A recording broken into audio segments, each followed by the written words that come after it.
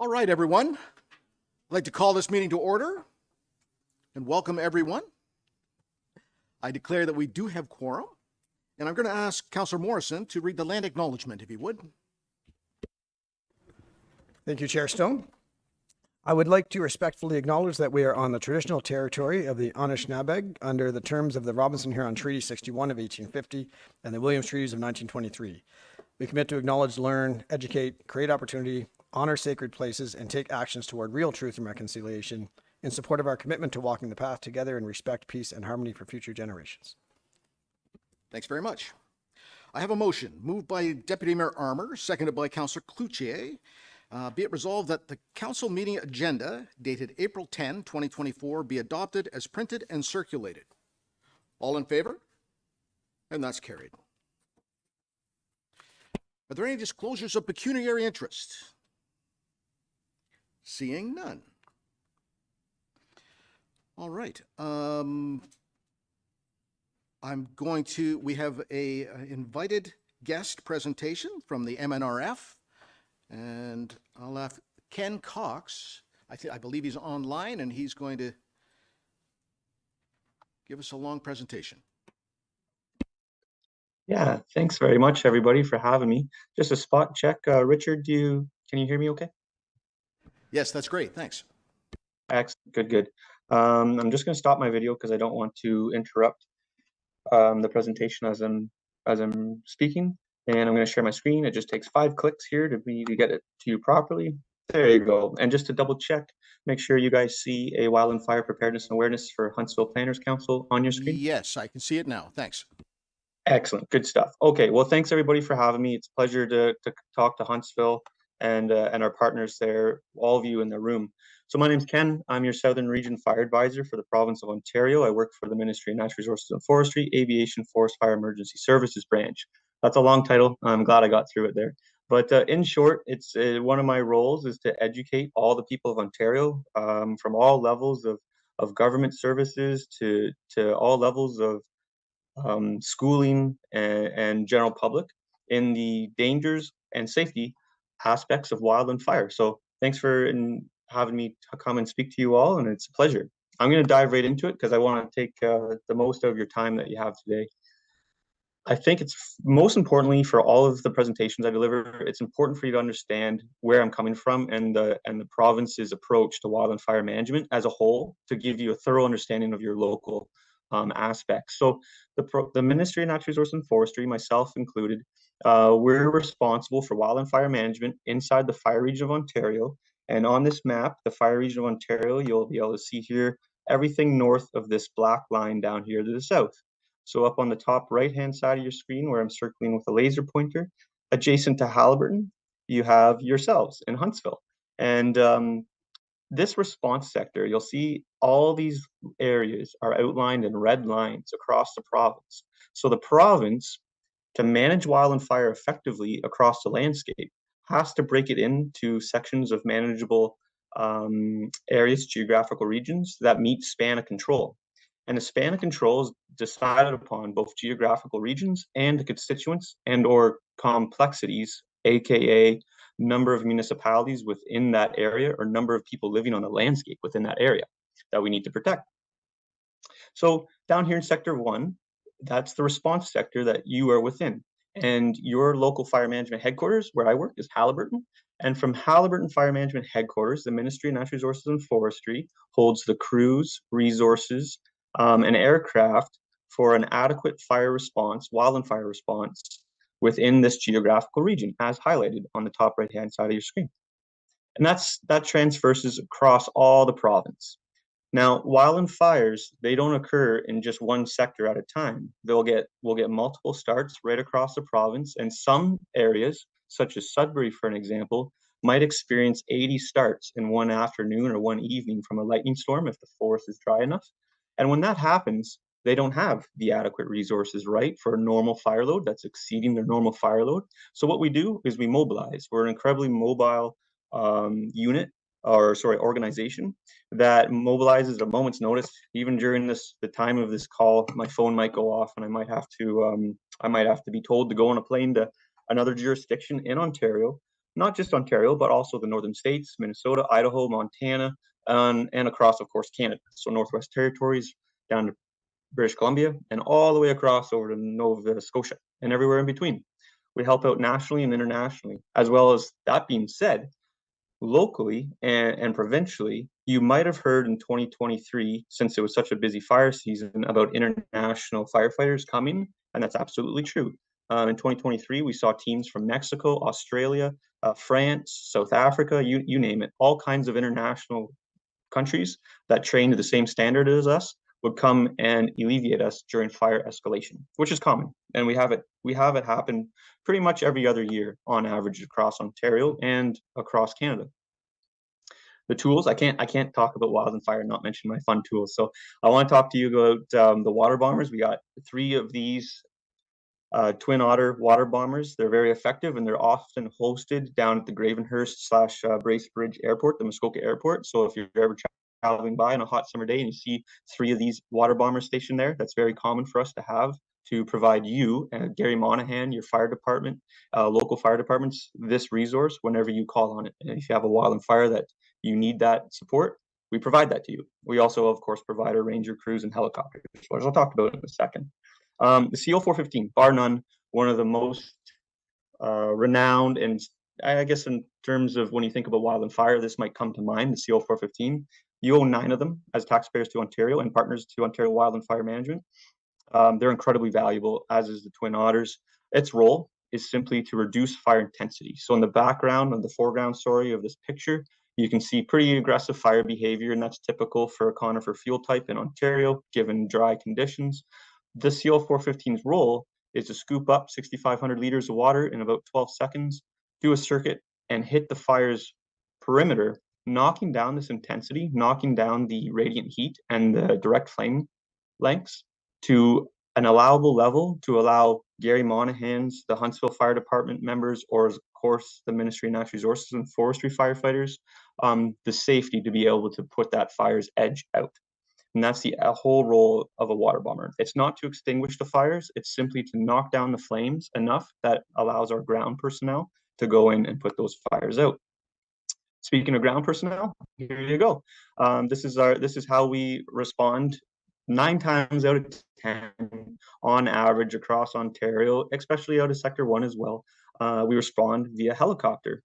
We respond via helicopter because if you can think back to that map I showed you, that's a pretty large geographic region that Haliburton services all across Southern Ontario. And to be able to get to wildland fire calls quickly, it's not practical for us to jump in a truck and drive 5 hours to North Bruce Peninsula, for an example, as the fire would be enormous by the time we got there. Hence, the importance of aircraft for quick response times. Not only do the helicopters give us quick response times, it also gives us eyes in the sky, which Garry, hopefully Garry's in the meeting there, and if not, I'm going to pick on him anyways. So there was one time there where, or a couple times actually, in the previous few years, where I've gotten to fly over top of a Huntsville fire, give Garry an eye in the sky bird's view of what I'm looking at from the top side down, to give him a really good idea on the situation at hand. And that's important. That's vital in wildland fire management, because I'm sure you can all appreciate canoeing along a lake or boating along a lake. How far into the bush can you see? Not very far sometimes, right? And in wildland fires, they burn all through the bush. So it's important to get up and above, to have an aerial platform and look down on it to make sure that we're responding appropriately and prioritizing flanks appropriately to protect the public. This crew is getting out. They're doing a hover exit. That's common for us. The helicopter doesn't shut down by any means. It hovers over top of the ground, 3 to 6 feet in the air, as the crew passes equipment out, builds a helipad, begins suppressing the fire. And that's a typical response for us that we're happy to provide you and our Huntsville partners, our Huntsville Fire Department members as well, when you need it. That being said, not all of our aircraft is yellow. So far, I've showed you all yellow aircraft. We hire out about 200 and change aircraft contracts per year if it's a busy fire season. And you can see all shapes, colors, and sizes from different companies that own them come and serve with us. So no matter what aircraft is arriving to your fire department in Huntsville, we're always going to be contacting the incident commander, the Huntsville Fire Department incident commander, maybe a captain, maybe the district chief, deputy chief, or of course Garry Monahan himself will be contacting them on fire marshal frequency 154070. And that's important for you all to know that we try to strive to have excellent comms, but even when the comms go down, there's backup systems in place for phone line messages and whatnot to make sure that the firefighters on the ground are in contact with the aircraft above them so we can collaboratively and effectively suppress that fire or manage that fire on your landscape, no matter what kind of aircraft's over top of it, given that it's a Ministry of Natural Resources and Forestry contract or owned machine. So that's the tools that we have, and that's how we respond. But it doesn't mean anything if we don't have fires, right? So I want to give you all a really clear picture on wildland fires on the landscape of Ontario, and this will just help reinforce the sake of why you have us. So I'm not going to go through the entire ecological process of fire on the landscape, but we're going to roll back the clock to 2021. So 2021 is an interesting year because in 2021, we saw the most hectares burnt on the landscape since 1995 in Ontario. In all, we had 1,200 fires. 78% of the MNRF responded fires were lightning caused, while the remaining 22% were human caused. Of those 22%, that of course encompasses trees on power lines, structure fires that spread to wildland fire, unattended campfires, fireworks, smoking materials that are discarded inappropriately, arson, criminal intent, you name it. Anything that's human aspected, that's where that percentage comes into play. And I think that stat should stand out to you as an indicator that even if we have perfect prevention messaging and every single human being followed our prevention messaging perfectly and no tree ever fell on a power line, et cetera, et cetera, et cetera, we're still going to have fire on the landscape. It's a natural occurrence. It's a natural phenomenon. And it's always been here for time immemorial. And it's always going to continue to be here as long as there's fuel that's dry enough to combust. So that's important for us moving forward in our planning, especially for you all listening to me here too as community leaders, as municipal leaders. And you might come to interest, this might come of interest to you, that we don't suppress all wildland fires. It's not fiscally responsible for us to suppress all wildland fires. Suppression takes a lot of time, resources, and fiscal commitments. And that being said, the ecological role of fire on the landscape, the health, and that natural disturbance cycle that it provides to the land of Ontario can far outweigh the need to suppress it. So we also in 2021, for example, monitored and left burn 143 fires and change. Just in all, just over 800,000 hectares were consumed in Ontario in 2021. Here's a map of where all those fires located across the province, and you see a tremendous amount of fire in the northwest region of Ontario. And I know I'm talking about the province-wide things and whatnot, but it's going to hit home here shortly. Right where my laser pointer is, where you all are in the great area of Huntsville, you didn't see nearly as much fire on the landscape, but that doesn't mean you won't. And if we roll the clock up forward, where my pointer go? There we go, to 2022. 2022 saw the start of the fire season this time in 2022 in April and May start off very strong. We had a tremendous amount of fire on the landscape, restricted fire zone, fire bans by all municipalities within the southern portion of Ontario, lots of fire on the landscape.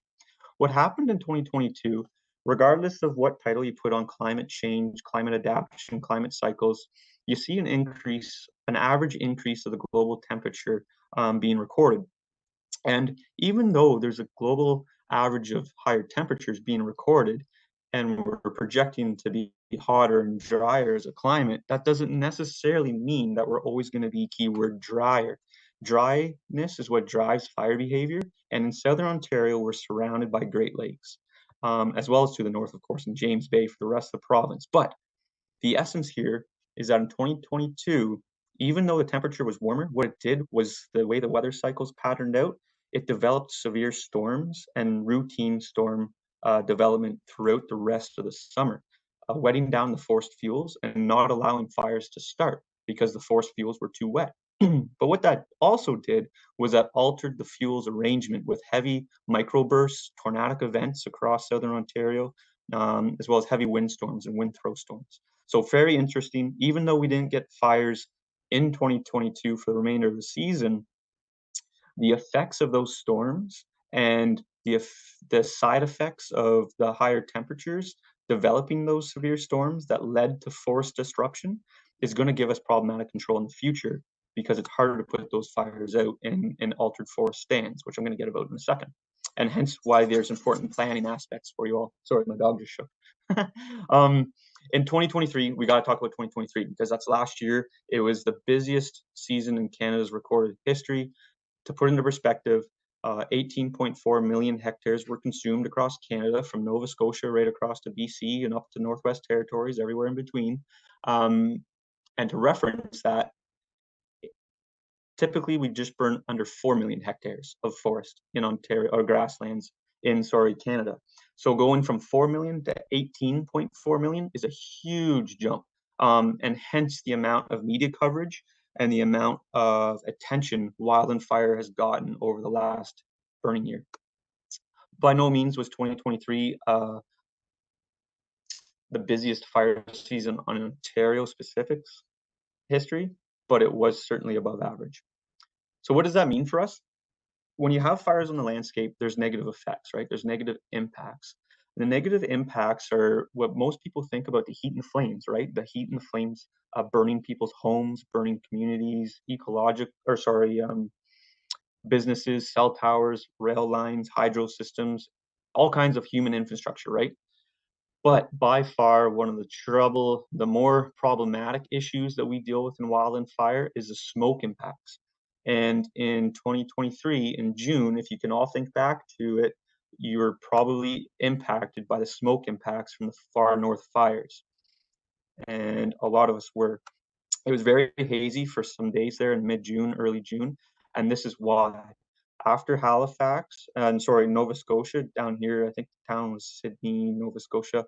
After they had their devastating wildland fire event unfold, burning numerous homes down in subdivisions in that community, they had a stationary low cycle over top of them. And this low rotates the same way my laser pointer is going right now, and it pulls in air and rotates air. What that did was it pulled the dry Arctic air from the north down south and drove all those fires straight south. And all that smoke, this is the base of a fire, and down to the south of my laser pointer, you can see the smoke drift going south. It all accumulates and got pushed down in the southern Ontario. Hence, all the calls you probably got as your mayor, as a CAO, as municipal leaders, you probably had smoke complaint calls coming in. And I know Gary Monahan certainly had smoke complaint calls come in for folks thinking that there was a nearby fire. Meanwhile, those fires were literally 200 nautical miles to the north, 300 nautical miles to the north, a very long ways away. That's how smoke impacts communities a great distance away. And for all intents and purposes, we talk about wildland fire management and smoke management, but there's no management in smoke. The only way I can manage smoke is if I light something on fire or I don't. Once the smoke lifts up to the winds aloft, it can travel great distances and affect communities a huge amount of area coverage away. Now, the important aspect here for you all to recognize is these fires are always occurring typically throughout Northern Ontario, Northern Quebec. We always have lots of fire not always, but typically we have a lot of fire on the landscape across the far north. We're allowing those fires to burn because they're far away from human communities and they're not threatening those human communities. Typically, the jet stream and the winds aloft carry the smoke the opposite way, right over top the Labrador Sea, and that smoke dissipates and is never to be seen. Doesn't affect anybody, and you don't get those concerns. Last year, it was driven down to Southern Ontario, hence you all dealt with the whiplash from that. Now, wildland fire isn't all negative. It's critically important that we acknowledge the important ecological role of fire on the landscape, because this is where planning stuff comes into play. And I know I'm throwing a whole lot in there, but don't worry, I'm going to rope it all in. Wildland fire has been an important natural disturbance on the lands of Ontario, what's now known as Ontario, for time immemorial, right? Between ice ages, since the last ice age, whenever there was something dry enough, flammable fuel like a leaf or grasses that dried out and was hit by lightning, it burned. All the species that live, that called Ontario home and Canada home, for the lack of better words, benefit from the effects of wildland fire in one way or another, unless they're frogs or fish. So, for example, little bird called Kirtland's warbler, endangered, only lives in jack pine forests that are 15 to 25 years of age. And for a jack pine forest to live, that's the breeding and nesting habitat for this preferred species, it had to have had a fire occur 15 to 25 years prior by the ministry or by any other fire agency excluding fire from the landscape. You therefore exclude the potential habitat for this bird species 15 to 25 years down the road. Why does that matter? Well, it matters because we're humans and we have the best interest to nature stewardship, right? We can't, we try our best not to let a species go extinct.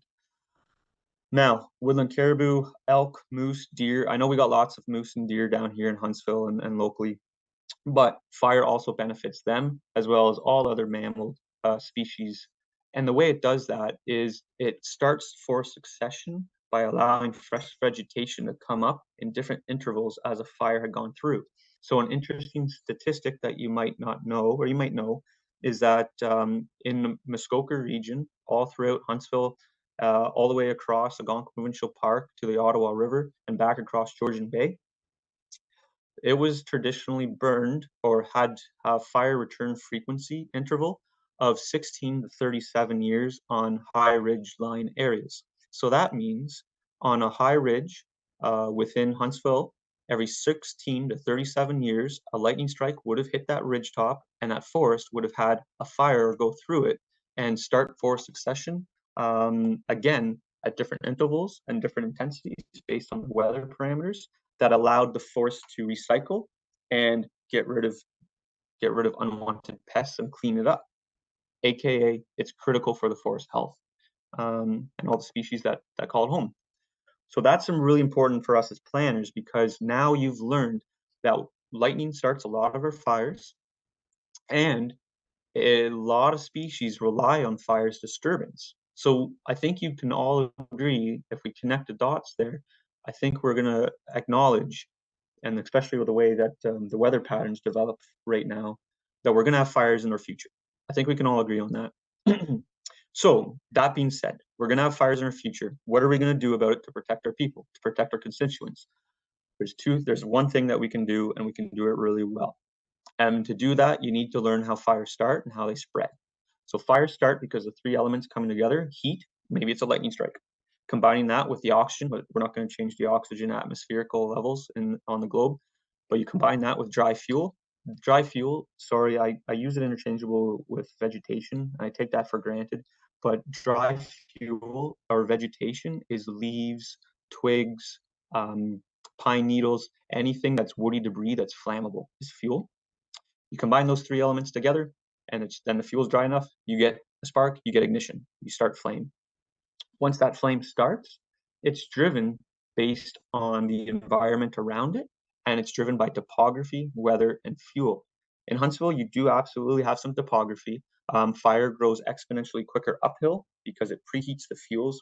When a fire is occurring, the hot air rises, and that hot air rising against a slope preheats the fuels ahead of it. So it exponentially grows quicker upslope versus downhill. It takes fire longer to burn downhill. And that's how topography influences fire growth.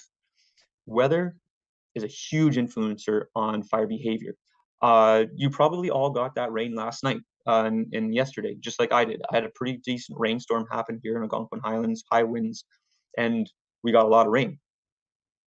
Right now, it's dried out enough that it will support combustion. These fine fuels here in the springtime will support combustion again. Right after we got a rainstorm, it takes 2/3 of a day for fine fuels to dry out to be combustible again. And that's something that the general public doesn't resonate with very well, because you just get rain, you put on a fire ban, and you have a fire ban on, and they're giving you complaints about why the fire ban's on place. It's because the fine fuels dry out very quickly and the rain has little to no effect, depending on how much rain came. And again, you'll see fuel. So once a forest starts combusting or a grassland starts combusting, it's going to burn completely dependent on the type of fuel that it has. You'll see here two common denominators. This is how us and Wildland Fire, and of course your fire department, alter fires. We either remove the fuel or change the fuel to either eliminate a fire from burning or manipulate the way a fire burns. Before I get into that, we're going to talk about weather And just like I just spoke to about that rain predicament, after you get long series of drying days, I know these numbers are crazy on the graph. Don't worry about knowing them. What the essence is each one of these lines is a drying day. And once you get to a certain amount, a period in a drought condition, you get problematic control. All the fuels are so extremely dry that it's going to give you exponential fire growth. And those are problematic days for us. You definitely have a burn ban in place when these are occurring. You might get 5 mils of rain, as is here. Actually, sorry, I circled it on my presentation. 5 mils of rain pops up. It only takes a day or two to be right back to high, and then another 2 days or so to be right back to extreme. And that's because 5 mils of rain isn't nearly enough water to penetrate all the fuel types and soak them enough to wet them so as they're not combustible after a short drying period. That's why daytime burning restrictions and restricted fire zones and burning parameters are in place, even when you get once in a while a light sprinkling of rain. It's because it hasn't had an effect on the dryness of the fuels. And that's important for us to all know. Now fuel itself, we have lots of we're very lucky and fortunate in Huntsville, an area that we have lots of different type of forests on the landscape that we get to enjoy. The predominant type is a mixed wood forest, which is up on your top left of your screen. You don't have too many pure conifer stands, but there are sections of pure conifer stands throughout Huntsville, as well as storm damaged areas, what we call slash, and then of course you have standing dead grass. Now, on May 11th of 2023, these are the actual weather observations. We had a temp of 23, an RH of 34, and a wind speed of 10. What that means is if I was an arson and I plopped a match and I lit a fire here on your top left screen, that fire is going to grow at 4 meters per minute at a fire intensity class 3. So the fire department can respond and can suppress it within their own limitations, but it's moving pretty quick just with those nice spring days. Actually, pretty much identical to the day you have outside your window right now, if your conditions are like mine are right now in Haliburton. If I took that same match and applied the fire to this conifer fuel type, you more than double your spread and you more than double your intensity class in terms of actual intensity. So the fire intensity class is 5. That means that ground crews are not effective. You need air support, and you got 9 meters per minute of flame front moving. That's very quick. If you put that ignition source in slash, it's going slower, but it's still just intense. Slash for planners is important in terms of how we manage slash and microbursts and tornadic events within our jurisdictions and how we deal with the cleanup and aftermath of storms, because even though the fire is not burning really fast through here, it's burning very intense. And this is very problematic for our firefighters to get through. If the fire was up here where my laser pointer is at the base of that white pine, and a firefighter had to crawl all open over all these stems, that's incredibly taxing. It puts them in a vulnerable state, and it exhausts them for concurrent calls that might arise right after they're done dealing with this fire. So that's what the important aspect of slash management is. And whenever you have questions about that, well, never hesitate to reach out to me and I can give you guidance on what to deal with it. Standing dead grass is by far the most hazardous fuel type we have, and that might come as a surprise. The reason why, oh, I don't know what's going on there. The reason why is because of the fine fuel component and its arrangement. Grass, when it's dead and brown like this, is a flash fuel. When a fire starts, it'll spread exponentially quicker around across of it, and it is changed via the diverse wind speeds very quickly. This unfortunately causes a lot of firefighter casualties and general public members casualties when you have a fire in these fuel types. And it's might surprise you because a lot of people think of a forest being high hazard. For me, it's not. It's standing dead grass, and every other wildland firefighter across the world would agree that standing dead grass is bar none our highest hazard. Luckily for Huntsville, and the majority of Ontario, you only have standing dead grass for a short time period in the spring before the green grass replaces it, and in the fall for a short period after the frost kills it off right before the snow comes. So we don't have this high hazard all the time, especially in the summertime. And what happens in the summertime is this actually turns to the negative effect. This being all green, luscious grass is very less flammable and is actually considered a safety zone. So kind of something cool for you all to think about. Now, that being said, I am at 1:30. Okay, perfect. So what do we do? As planners, you already know now that we're going to get fires on the landscape. We're going to have them in our future. And the only thing that we can really do about them is fuel management, right? Changing the way a fire will burn during extreme weather conditions that are probably going to encompass our areas in the future. We do that. We do fuel treatment through FireSmart Canada messaging. FireSmart Canada is a national program that all provinces and territories adopted throughout Canada to promote vegetation management to all peoples at all levels of planning, whether you're a homeowner, a cottage owner, right up to through to federal ministers and the safety minister, and what they follow in terms of keeping their constituents safe from wildland fire and everybody in between. So first and foremost, vegetation management is what we speak to in FireSmart Canada. Then you, as municipal planners here on this call, we also talk to development considerations, and that's through, in Ontario specifically, the provincial policy statement, which we're going to talk about here right quickly. Public education is key, as well as interagency cooperation, cross-training, emergency planning, because it's one thing for a wildland fire person like me to know how fire behaves, how it grows, and how I can limit losses in the future.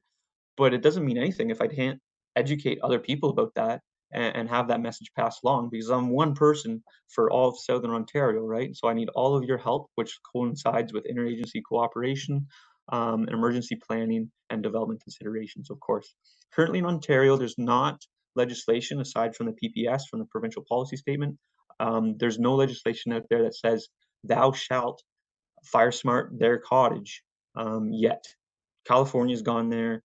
Some states have gone there. BC's gone there in a couple jurisdictions. I don't know if that'll ever come to Ontario or not. To be honest, I hope it doesn't, because there's a lot of other aspects there that would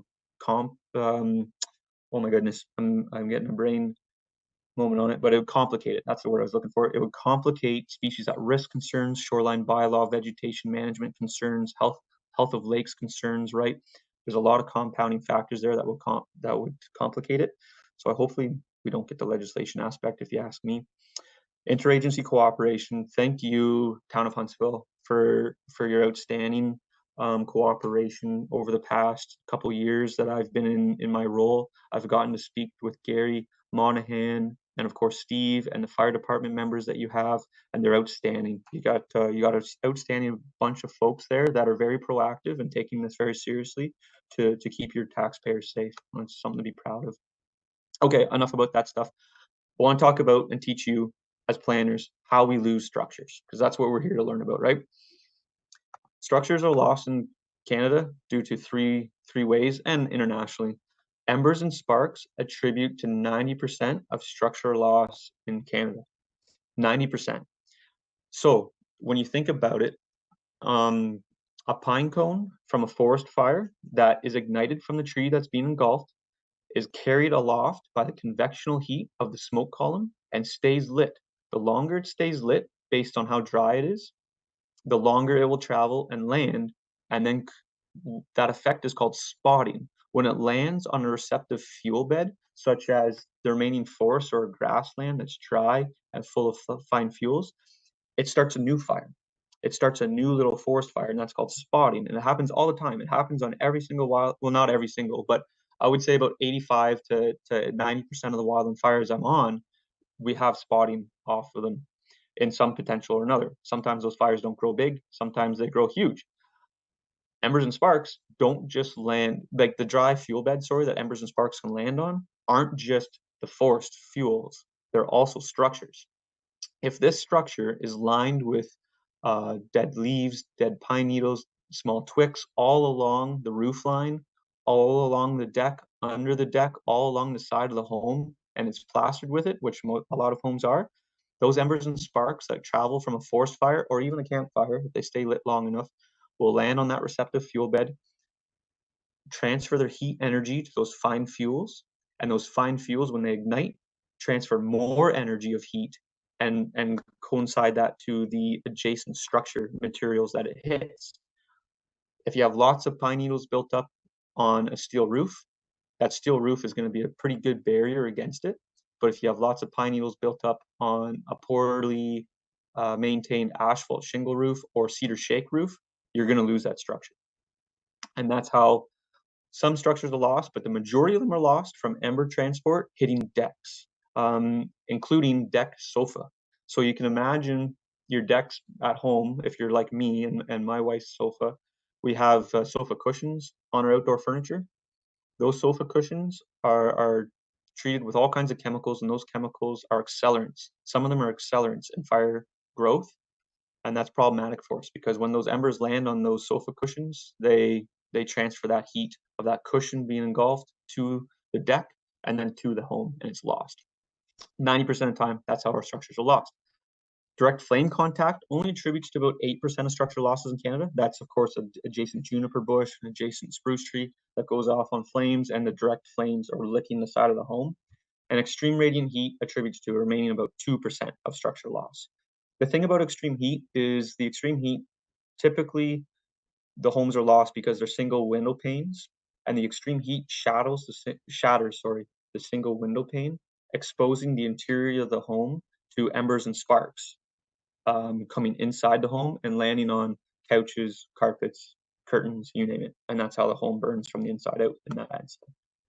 So Fire Smart Canada speaks to it, as well as the provincial policy statement that you all follow as planners, in terms of treating the immediate zone first. So if you do anything at all, we look at the immediate zone and we make it as non-combustible as possible because we've saved it 90% of the time if we do so.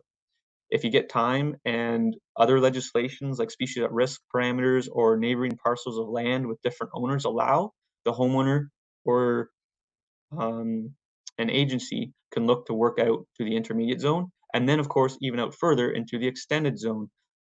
There's not too much need to go beyond the extended zone, but there is up to 100 meters, and that's identified for development considerations in terms of how intense a fire burns adjacent to a subdivision. Why does that matter? You might think, Kenny, these are really cute pictures and diagrams, but it matters in real life. And I actually took this photo of the below in 2017 on a fire I was on. I was responsible for, actually, sorry, I was a divisional supervisor on this. There were 6 homes down the way here, about a kilometer down. This is a subdivision. They all perished. This was the only home that lived. I had 162 firefighters, 4 helicopters, and numerous amounts of heavy equipment under my command, but I had to protect critical infrastructure of an adjacent town that was directly threatened. So we protected the hospital, long-term care facility, and all the critical infrastructure. This subdivision was left on its own. That can happen in Ontario. It's called structural triage, and that's important for you all as planners to know, right? That's just the nature of the game. We don't have, no agency in the world will always have the adequate number of personnel to respond to the worst case scenario. That's why we have partnerships. That's why Huntsville Fire will come and suppress fires on the Ministry of Natural Resources and Forestry's behalf, and vice versa. We'll come and suppress fires on Huntsville Fire Department's behalf when they're dealing with concurrent calls like medicals, MVC, structure fires, etc. That's why partnerships are so key, and that's one attribute to it. But the other attribute to it that us and planners have is to make sure our constituents are safe with new developments, and also to reinforce existing homeowners and existing structure owners the importance of Fire Smart. And here's where it worked. In the extended zone, so in the 30 meters and even beyond, this is out to 100 meters out in the photo that I showed for your PPS aspects, they removed crown composure to 1/3 basal area. So that means you don't have crowns touching each other. So the fire doesn't have fuel to continue burning across the canopy. No fuel equals no fire. So by separating the crowns of conifer trees, not deciduous trees, by separating the crowns of conifer trees, the fire dropped to the ground. It continued to smolder because we live in Canada and it's not practical for us to live around on river rock for 30 meters around our home, right? We have to have some vegetation around our home, and that's fine. The fire continued to burn at moderate intensity up to the immediate zone of the home. When it got to the immediate zone, it burnt out. And that's the essence of Fire Smart and PPS in terms of landscape fuel modifications and planning, in terms of diminishing that fire behavior to a point where A, the home can protect itself even if fire responders can't get there in time, or B, it allows easier access for firefighters to go in and take care of those fires. Lots of benefits by following this. And you might ask, well, Kenny, that takes care of 10% of structural losses, right? Well, and yeah. So this home was absolutely plastered with burnt out embers embedded into the vinyl siding, all built up in the window pane, in the windowsills, on the eaves troughs, in the on the corners of all the homes here, of the home-story building structure, and underneath the deck, on the deck, there was built up piles of burnt out embers. Those embers, they hammered that home in a firestorm, but they didn't have any fine fuels to transfer their heat to. They just died out. So you picture an ember landing on an asphalt road, it dies out, right? But if that asphalt road is covered in pine needles, that ember can transfer its heat to those pine needles and then continues to combust. That's the essence of it. I hope that makes sense to all you folks, and that's why the importance of planning. The importance of planning is also to consolidate our firefighting efforts. So I know I painted you a really bad case scenario in terms of the fire department didn't get there in time for the last example, but in this instance, we did. And even though we did, and we put values protection on it, which is a sprinkler, or for Gary Monahan's tactics, it would be a monitor spraying a curtain of water around the structure. That's only as effective as what the water can hit and wet down. If the home was filled with pine needles and combustible material all around the home, it would still be lost even if we were applying agent to it, if that agent couldn't hit all those fine fuels. So that's why it's important people still do fire smart their homes, especially the home itself in the immediate area. And where it comes into play for us as leaders in our communities is the provincial policy statement, which you all follow, I know very well, for the province of Ontario. And it outlines everything I just spoke to in terms of how fires grow, how they behave, and how we look to reduce that. So it's absolutely vital that we follow that. And yes, it is the last update. I don't think it was 2014. The last update that I have is 2021. And then, yeah, that being said, it will be updated again soon. But it's even as is, even the 2014 edition and previous editions, the messages are the same. It's just different diagrams and different scientific facts that we're going to be able to put into there to help boost you and boost your knowledge to be able to adequately implement the provincial policy statement within your jurisdiction. Ultimately, we want to go from a whole society approach. I'm sorry, I am over time by 2 minutes right now, sorry. But we want to go from a whole society approach that looks something like this to a home that more looks like this. That's the same home, believe it or not. It's just now when a wildland fire challenges the integrity of that home, it's going to survive the passing of a fire, or it's going to have a better chance, sorry, I should say, of increasing the chance of its survivability from approaching fire. Whereas in this case, homes covered in flammable debris, surrounded by flammable debris, all up to the home, this one wouldn't stand a chance, even in today's indices where I'm looking out the window. That's that. So for more information, you can check out firesmartcanada.ca. That's the national program for Ontario specific. We just simply promote it, but you can check us out on ontario.ca/page/firesmart for more information. For you all, available to everybody in Ontario. I use it on my days off, the Ontario Interactive Fire Map. Check that out, as well as the Federal Fire Hazard Map is a different set of algorithms for weather data, but it also gives very accurate fire danger ratings in terms of weather so that you can learn more from. And with that, I am your Southern Region Fire Advisor, so you can reach out anytime, like kenneth.cox@ontario.ca, and that's Kenneth with an I, not Kenneth with an E, KENNITH. And that's it. If there's any questions, everybody.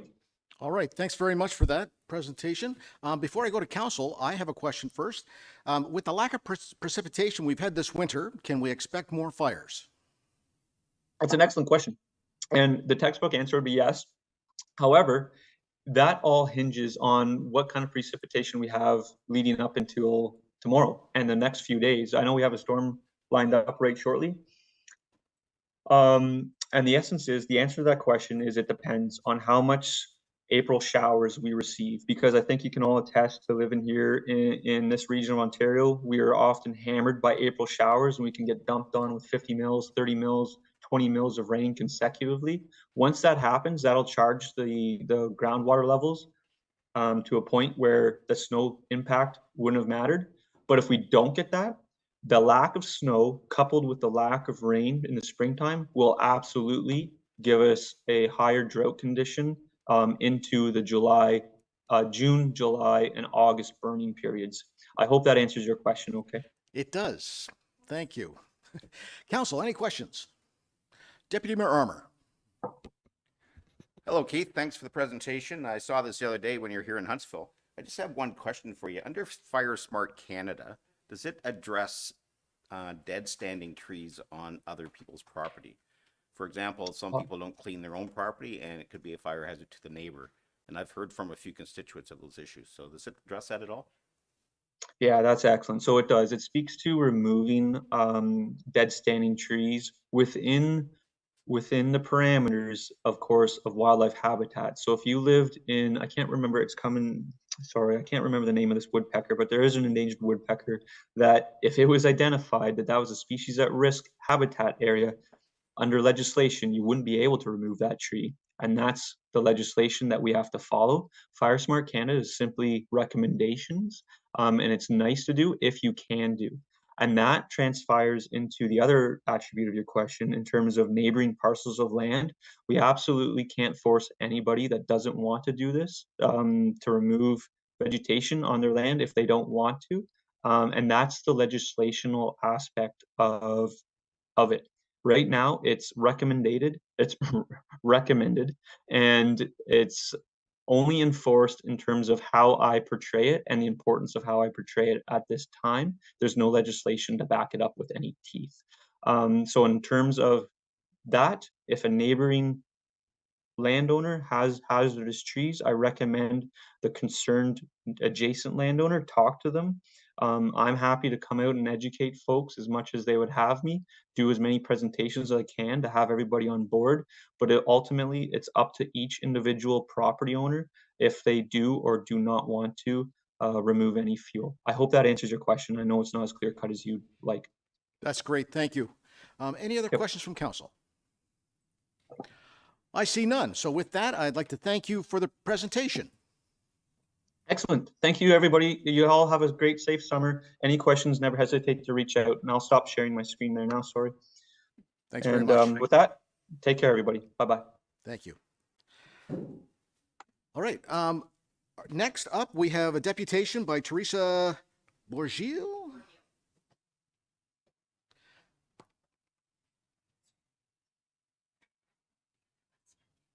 Do we need to address them?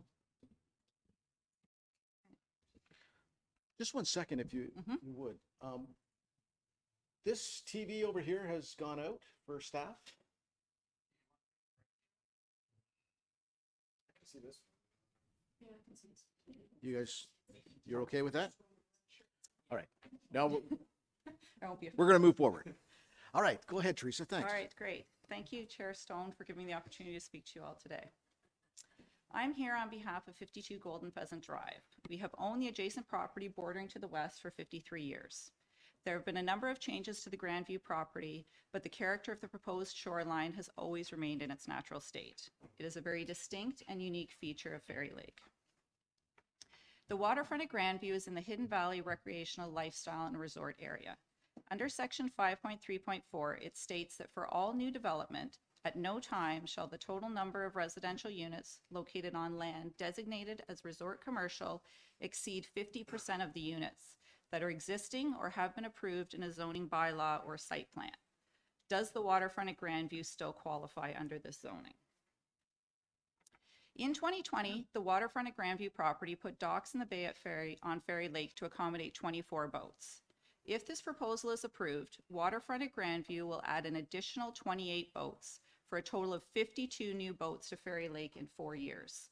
And if you're wondering where I'm getting the 28 from, if you look at the bottom, you can see that they could put 4 additional boats along the bottom of the docks as well. Just to get an idea of the size and scope of this project, if you were to take this dock and turn it horizontal and overlay it on top of the condos, it actually takes up 80% of the width. The applicant uses Hunters Bay Dock as a justification to go above the restrictions, but that is a public dock for all residents, not a private property dock. In the application, it describes the docks as 2 sizable structures. they are asking for a 66% increase in the permitted length of the docks from 15 meters to 24.9 and 25.9 meters. Section 2.4.4 states that the maximum cumulative width for a marina shall not exceed 50% of the lot frontage. The structures and amenities proposed in this application will take up 42.1% of the straight line frontage, and in the planning report it states that it's 46%. This is more in line with the marina request, not a private property dock. If this application is approved, the increase in boat traffic will be most intense for cottages around the property as boats come and leave the docks. The volume of 28 local boats maneuvering around this small area would be very dangerous for boaters and swimmers on Fairy Lake. The boats would create a large amount of traffic with tubing, skiing, wakeboarding in front of our cottage and the other residents on the North Shore line. Unlike in a bay, canal, or marina, there will be no low speed restrictions to encourage boaters to slow down. Swimming will become dangerous with 28 new boats in our immediate area. This will have a direct effect on the safety of swimming on the public dock located on the road allowance in this very small area.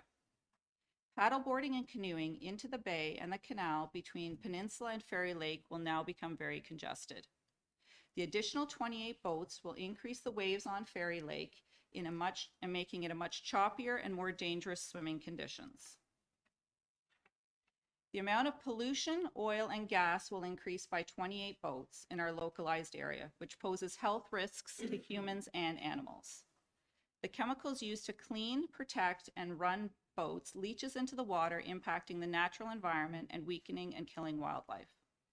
When these issues are magnified in a very small area, they will have large impacts on the water quality and fish habitat in this small lake.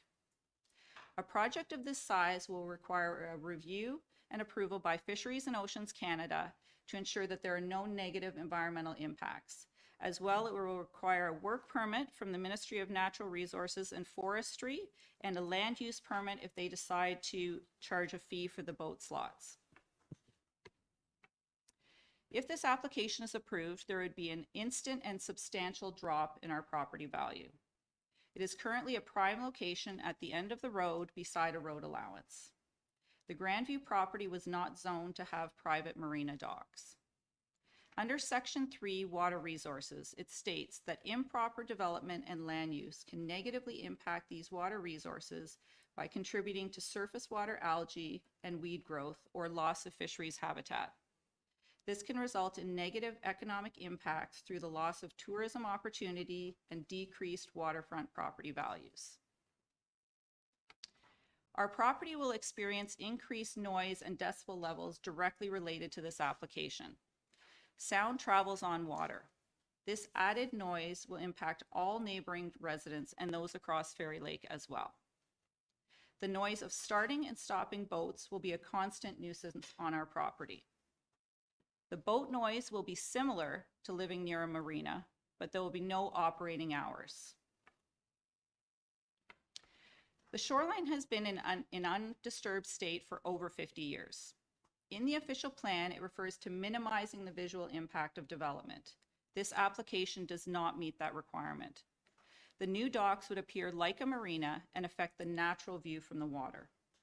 It will not blend in with the shoreline or the other Fairy Lake properties as desired by the official plan. It would change the picturesque shoreline of Fairy Lake as described in the official plan.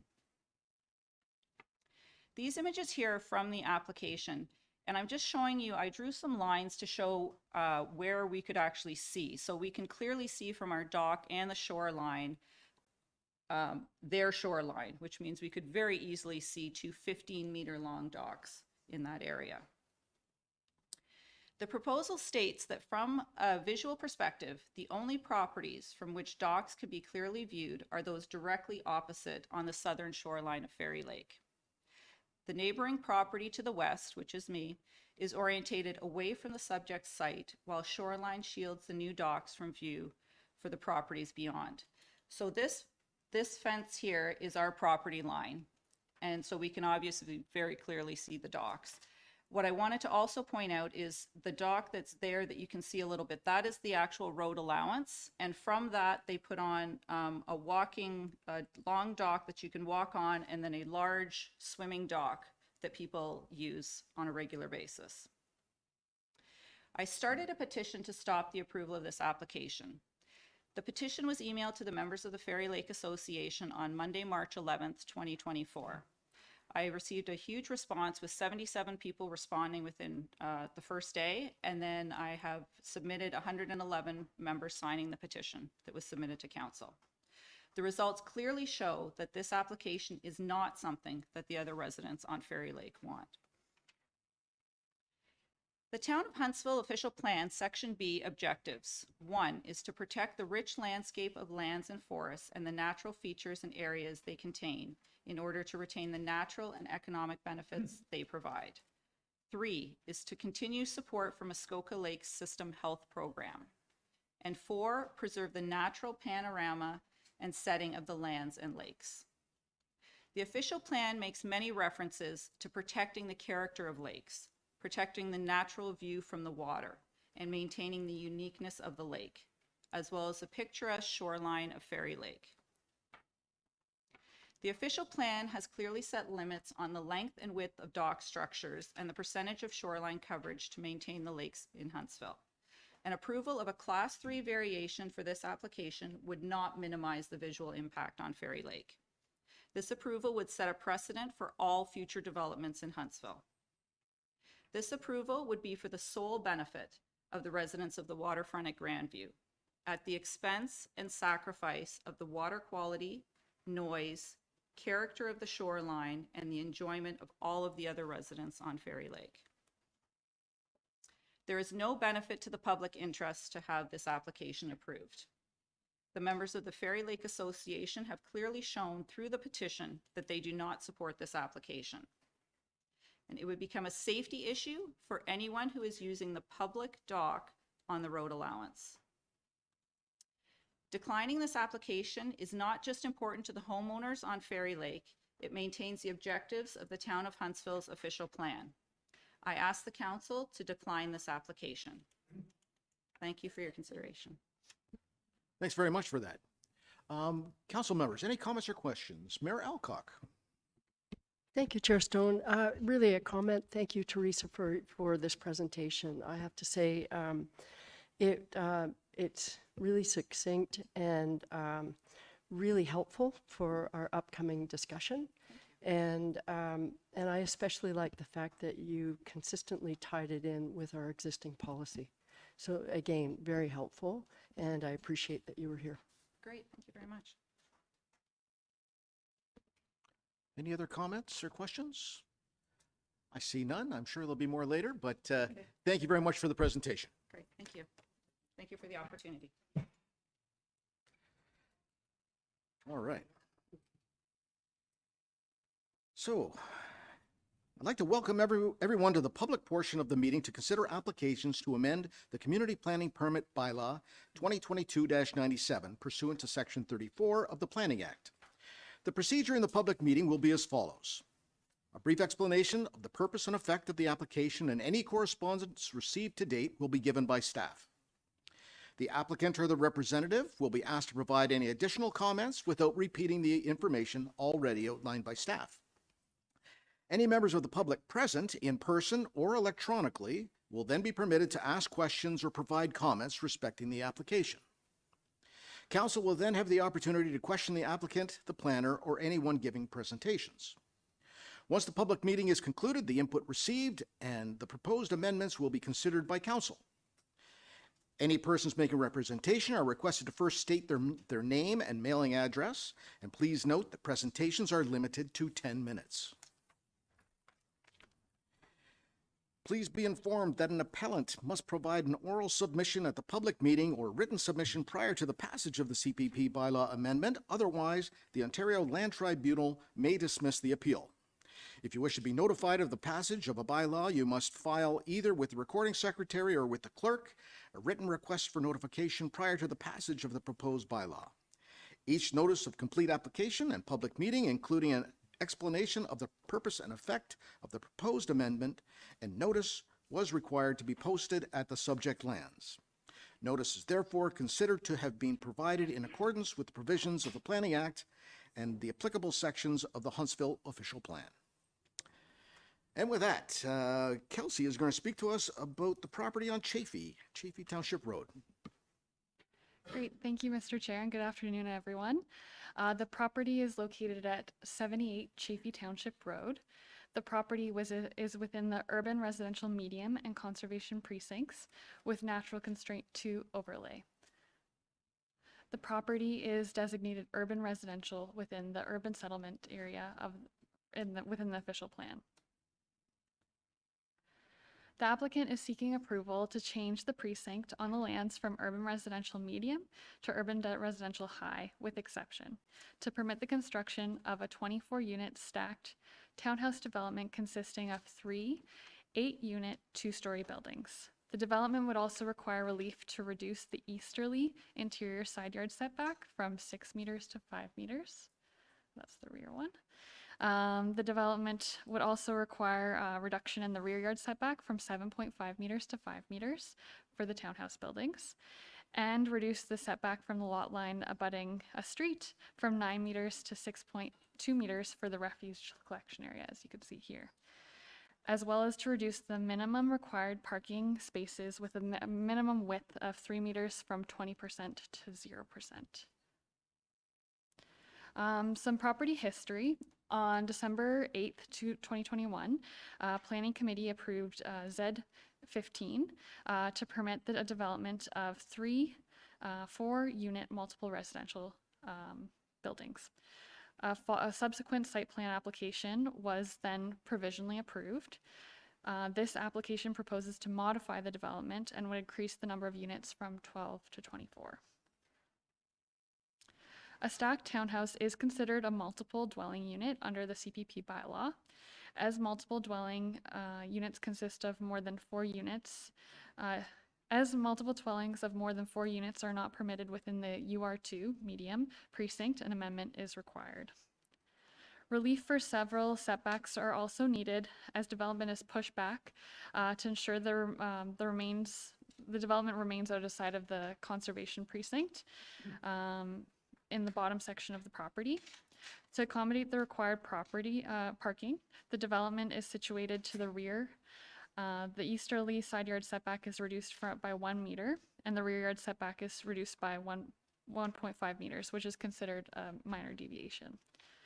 The reduced refuge collection area setback abutting the street would be to permit the refuge collection to be situated within the parking lot, where it is accessible for refuse pickup. Through the CPP, subsequent to this application, should it be approved, the applicant will be required to demonstrate that this refuse area is adequately screened from the street using fencing or landscaping. For parking, the community planning permit bylaw requires 20% of the required parking spaces to be greater than 3 meters in width, which in this instance would be 7 parking spots. This is usually to accommodate larger vehicles, and they would be reducing it to 0%.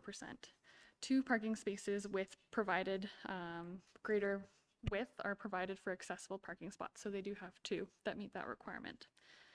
Looking at the official plan, residential intensification is encouraged throughout the built-up area. Intensification should achieve compatibility with existing land uses, character in the surrounding area, and maintain a suitable low-profile building design where located to low density, such in this case. Provide suitable buffering, vegetative plantings between higher density development and low density residential areas. And in this instant, the proposed building is 2 stories with a gabled roof, which reflects the character of the surrounding low density and low profile residential development. Should the amendment be approved, landscaping, including the required landscaping buffers, will be implemented through the CPP. Within high, medium urban residential properties, the official plan also states that a suitable functional open space amenity area and landscaping shall be provided.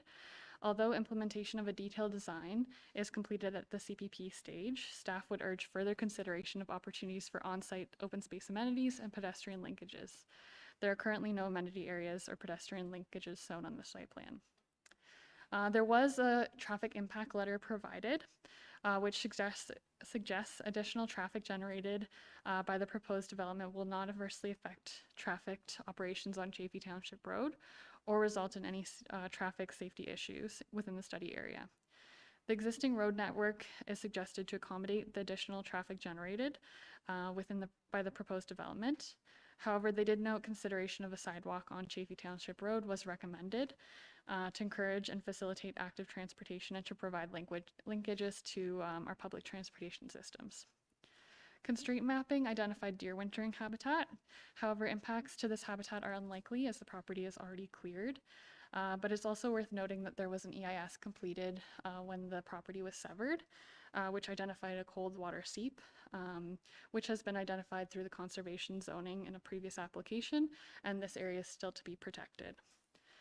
District of Muskoka staff reviewed the application and provided comments. Their comments included conditions for adequate infrastructure for water, sewer, and sewer services, hydraulic modeling, and the implementations of the recommendations of the previous EIS. These items have been included in the recommended exception. The application was circulated internally in accordance with the provisions of the Planning Act and the CPP bylaw. The applications was also recirculated due to the cancellation of our March meeting. The operations department had no issues with the recommendations in the traffic letter, provided they adhere to the report and apply for have an appropriate entrance design. The fire department noted that the nearest hydrant is not designated to provide adequate water supply and proposed for the proposed development and recommended further consultation with the district. There were 4 letters of objection for the application, which were provided to council, which noted concerns of safety, the entrance and increased traffic on Chaffey Township Road, the lack of sidewalks as well.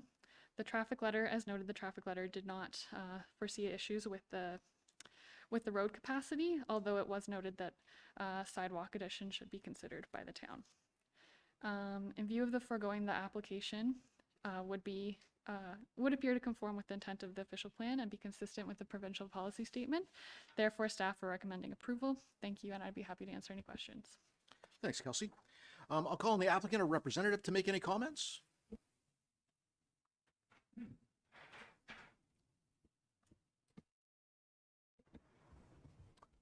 Good afternoon. My name is Savas Feradas of Plan Muskoka. I think Kelsey did an excellent job hashing out all the details of this project, and I don't really want to reiterate anything she said, but I will add a couple practical sort of points that I'd like to make. Could you please put the volume? We can't hear. Hopefully this helps. Maybe if you could just throw the site plan up, I would refer to that real quick. I just want to also start to, but the applicant wanted to let council know that they intend to make this project a rental housing project. So it's not going to be condominiumized. It's going to remain a rental property. And this, as I understand and everybody understands, is something that our community really desperately needs, is more rental housing. So just looking at the site plan, one of the reasons why we needed reductions to the rear yard and the side yard setbacks is that you can probably see that arching line in the southwest corner of the property. That is the groundwater seep area that is being protected that Kelsey had mentioned in her presentation. So what it ended up happening to do is we tried to crunch that design as much as we could, but it ended up pushing the entire project sort of to the northeast, and it cut into the side yard and rear yard setbacks that are required for the zone. As Kelsey mentioned, it's a pretty minor reduction in setbacks at that point, and we feel that both sets of those units there would have sufficient room for a backyard and amenity area on the back of those properties. And through a CPP permit application that will have to implement this approval, should it happen here today, we'd be able to look at landscaping and those type of items as well. In terms of parking, there actually isn't a reduction in the number of parking spots required for this proposal. It's just removing the requirement to have the oversized spots. It's something that the zoning bylaw previously had. The previous version of the zoning bylaw had this component to this regulation, and it's been passed forward to the CPP permit. And the idea is to allow for any sort of oversized vehicles a bigger space to potentially park at. When we looked at this, it was a matter of either providing some oversized spaces to comply to the 20%, but then end up losing number of us or a couple of units because we wouldn't be able to provide enough parking for the 24 that was intended. So we felt like moving forward with the normal 2.6 wide spaces across all of them was a fair trade-off to allow for the 24 units to be constructed on this property. I just want to make it clear too that the 24 units falls within the normal requirements in terms of maximum density permissions in the official plan for high density residential. If you were to apply the maximum permission on this property, it would be around 29 units. So at 24, it falls under that max the official plan provides. In terms of, I know there's been a lot of objections and a lot of it relates to traffic on Chaffey Township Road. I understand Chaffey Township Road has been a target for development in the last, 5-10 years quite a bit, and you've seen some changes to that area. I just want to make it clear, and I think Kelsey's already mentioned this, is that there was a traffic impact study letter that was provided for this property that indicated that there would be no infrastructure upgrades required to Chaffey Township Road to accommodate the additional traffic proposed from this development, and also looked at the entrance design and location and determined that the sightlines were appropriate, and basically, give it the green light that to allow the development of this size to occur on Chaffey Township Road. I just want to make it clear too that the land surrounding to the west, north, and east of this proposed development is also a draft approved subdivision for 45 units as well too.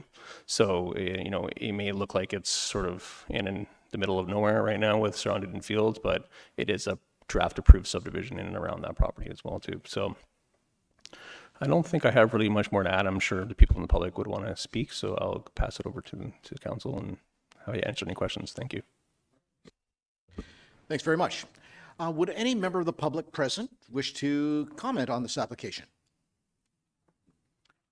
I'm not seeing anyone just now. Is there anyone online electronically?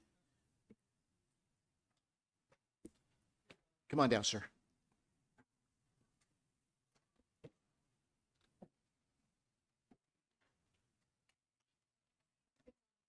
Thank you.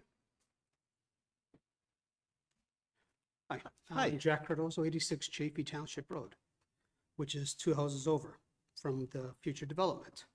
One thing I just would like to say also regarding one of his comments saying that there is going to be no impact. Yes, there will be, because Chaffey Township Road has become very unsafe.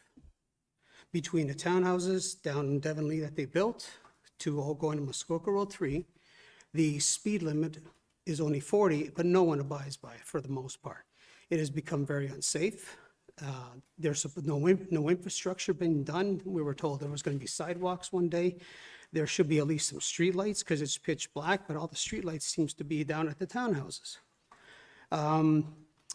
You got all kinds of traffic going by with the rigs, trucks. There's Highview, where there's going to be more construction going on there.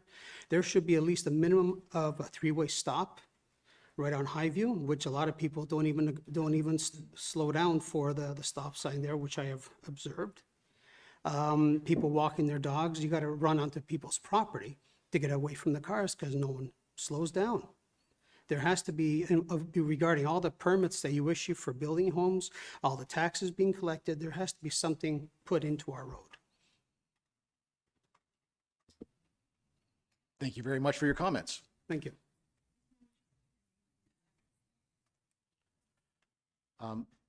Kelsey, with regards to the road itself, is it planned to be expanded? Are sidewalks planned? Thank you for the question, Mr. Chair.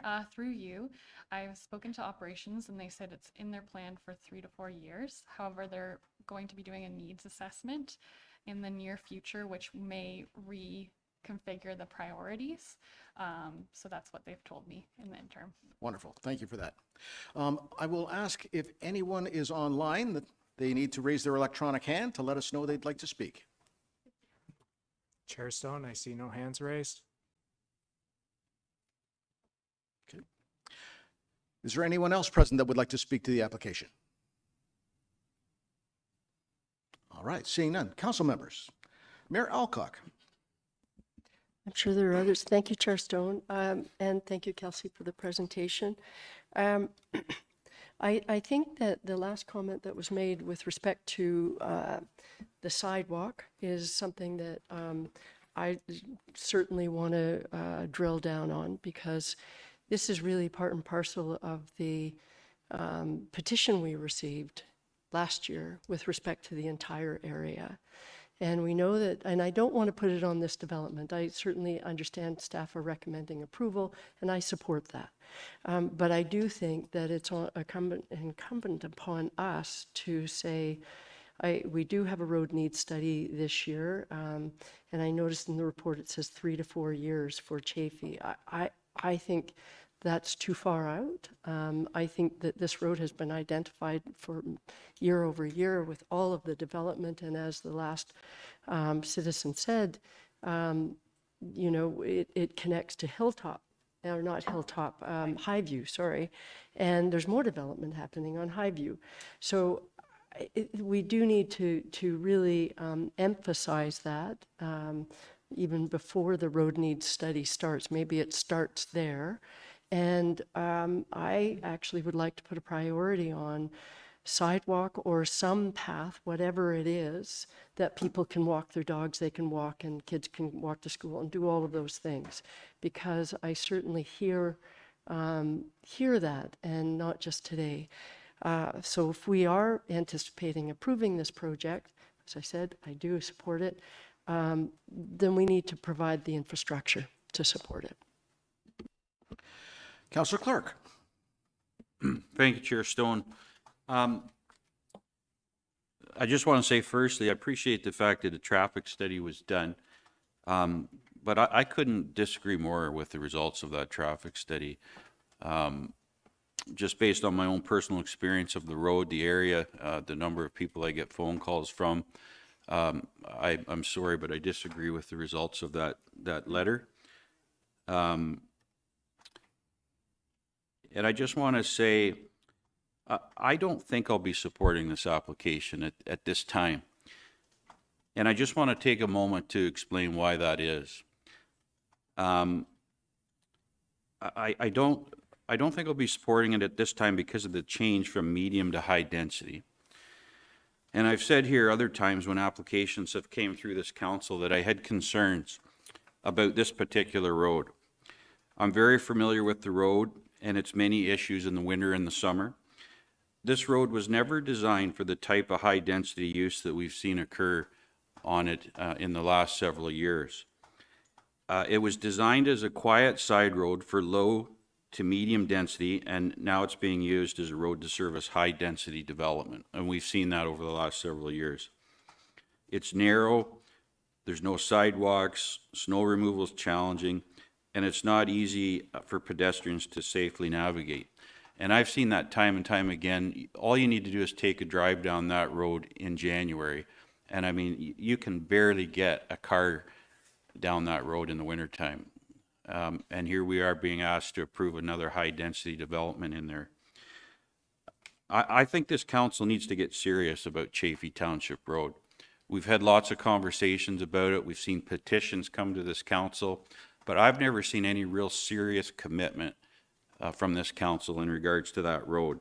It needs to be given serious consideration in the 2025 capital budget. And this road can't continue to support increased traffic and development unless there's a serious commitment to upgrade the road and bring it to a standard that's suitable for high density development. Now, I know that staff are going to say to us, well, I understand that we want to see all development done before we put any money into upgrading a road. But the reality is, with this particular road, there is an abundance already of high density in this location. So I don't agree with that approach. And I'll be honest with you, today I'll be very reluctant to support further applications like this one on this particular road until I see a solid commitment from this council regarding upgrading the road to a high-density type road. Thank you for that. Deputy Mayor Armour. Thanks, Chair Stone. Here. Look, I agree with Councillor Clark and a lot of what he said here, but at the same time, I agree with staff with approval on this. My big concern is the conservation, the Gypsy Bill Creek, I believe. when you look at the design of this and where the garbage container is, I don't know, is there any plan to put a fence across or anything? Because in the wintertime, when they start pushing snow, they could definitely end up contaminating the creek and the, I think you referred to it as the groundwater seepage coming through there. So I'd like to see some type of barrier put up there to protect that conservation area. Kelsey would like to speak to that. Thank you, through you, Mr. Chair. Yeah, that's something that we could definitely like address in the more detailed design. That's something that came to our mind as well when we're looking at snow storage, that we don't want anything coming into that area. So that area would have to be buffered as well as screening of the refuse area. But yeah, if that's something the applicant also want to consider moving that garbage area to a different spot, that's something also we could consider. Thanks. Thank you. Councillor Morrison. Thank you, Chair Stone, and through you. I agree with a lot of the comments. I definitely agree with Councillor Clark, and I agree with the gentleman that came down and spoke. The road is an issue. I don't think anyone around this table disagrees with that. I never thought of it, but I think a great idea would be a three-way stop. I've owned a unit down that road. I know the traffic doesn't obey the speed limits, and I think a three-way stop there could actually have a significant impact. That might be a good short-term fix and something we can, like Mayor Alcock said, this needs to be on the radar very, very soon. But I can't say no to 24 rental units in an area in the urban core that's been designated for development. There's only 8 units between this property and Muskoka Road 3. So it's not like it's deep down and it's going to be traffic all the way down the road. It's fairly close to that road. I mentioned here at this table before, when I lived on Shaw Crescent, there was a application for 24 units right next door to my fairly decent sized property. And I didn't like it at first, but now there's 24 families living there. And so I can't for a minute, especially when they've followed all the rules and staff has approved it and they've done a traffic study, and, you know, we need to respect that. So I'm 100% in favor, but yes, let's get on Chaffey Township Road. Let's look at the three-way stop and sidewalks, I think has to happen. Just my opinion. Councillor Schumacher. Thank you, through you, Chair Stone. I'm, pretty much going to reiterate. I like the idea that there's rental, but I know the applicant came forward and said there's a proposed 45 or something. I would not be in favor of us expanding any more on this road until we get the infrastructure, because we're always playing catch up on infrastructure. That's what we talk about. We got these buildings and we get development done, and then we're constantly playing catch up on the infrastructure. So before I would see any more development on this road after this one, there would have to be sidewalks, there would have to be the upgrades to the road and all of the stuff that Councillor Clark was talking about. Councillor Fitzgerald. Thank you, Chair Stone. Great conversation. I know that Chaffey Township has come up quite a bit. I think we should be in discussions with our operations people, regardless of when the plan comes back with the results of where we need to have sidewalks and continuations. And maybe we need to change the class of service of the road and put it to a gravel road until all the development's done, make it wider and get the sidewalks in, even if they're temporary. You know, one accident is one too many. So there's things we can do outside of the budget before we allow more things to happen. So I suggest we try and do what we can sooner than later. Mayor Alcock. Thank you, Chair Stone, and thank you, all of the comments. I just was asking our director just now if we need to add another condition on this, but I think not, right? It's what we're hearing is yes to the proposal, but a huge emphasis on moving quickly on interim and long term with respect to sidewalk, road, intersection, whatever. And so I guess we don't need to, that just happens miraculously. Is that? Director Maxwell. Thank you, Chair Stone. I will relay the discussion to our operations team so that they're aware, and then they can plan moving forward. I see no other hands. I'm going to read the motion. Moved by Councillor Schumacher, seconded by Councillor Morrison. Be it resolved that Planning Council approve Community Planning Permit Bylaw Amendment Application CPPA 02-2024 HTE the purpose and effect of which is to change the precinct on the lands from a urban residential medium density precinct to urban residential high density with exception precinct. 2, permit a 24-unit stacked townhouse development consisting of 3 8-unit, 2-story multiple residential dwelling buildings. Reduce the easterly interior side yard setback from 6 meters to 5 meters for the stacked townhouse multiple residential dwelling buildings. Reduce the rear yard setback from 7.5 meters to 5 meters for the stacked townhouse multiple residential dwelling buildings. Reduce the setback from a lot line abutting a street from 9 meters to 6.2 meters for a refuse collection area. Reduce the minimum requirement for parking spaces with a minimum width of 3 meters from 20% to 0%.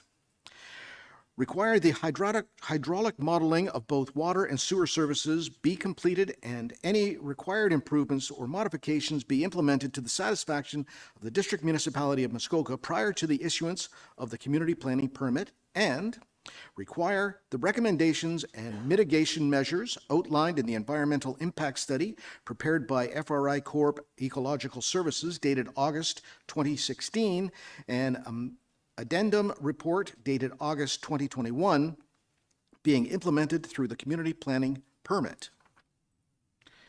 Any comments or questions? All in favor? Opposed? And that's carried.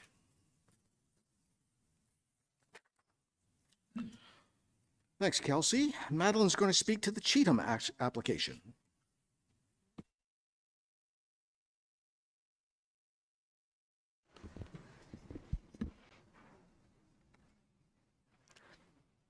Good afternoon, everyone.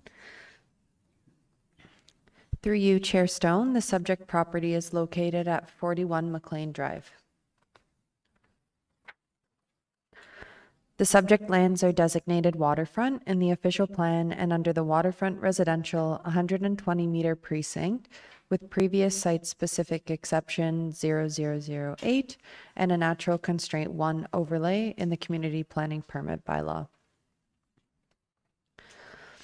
In April 2023, the applicants brought forward a proposal for a 23 square meter addition and an increase in height to an existing legal non-complying building on the lot.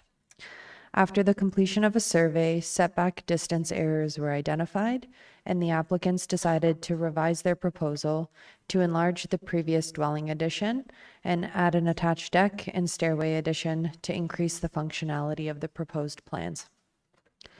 The applicants are now proposing to permit the construction of a 27 square meter dwelling addition and a 12 square meter attached deck with stairway addition to the existing legal non-complying building.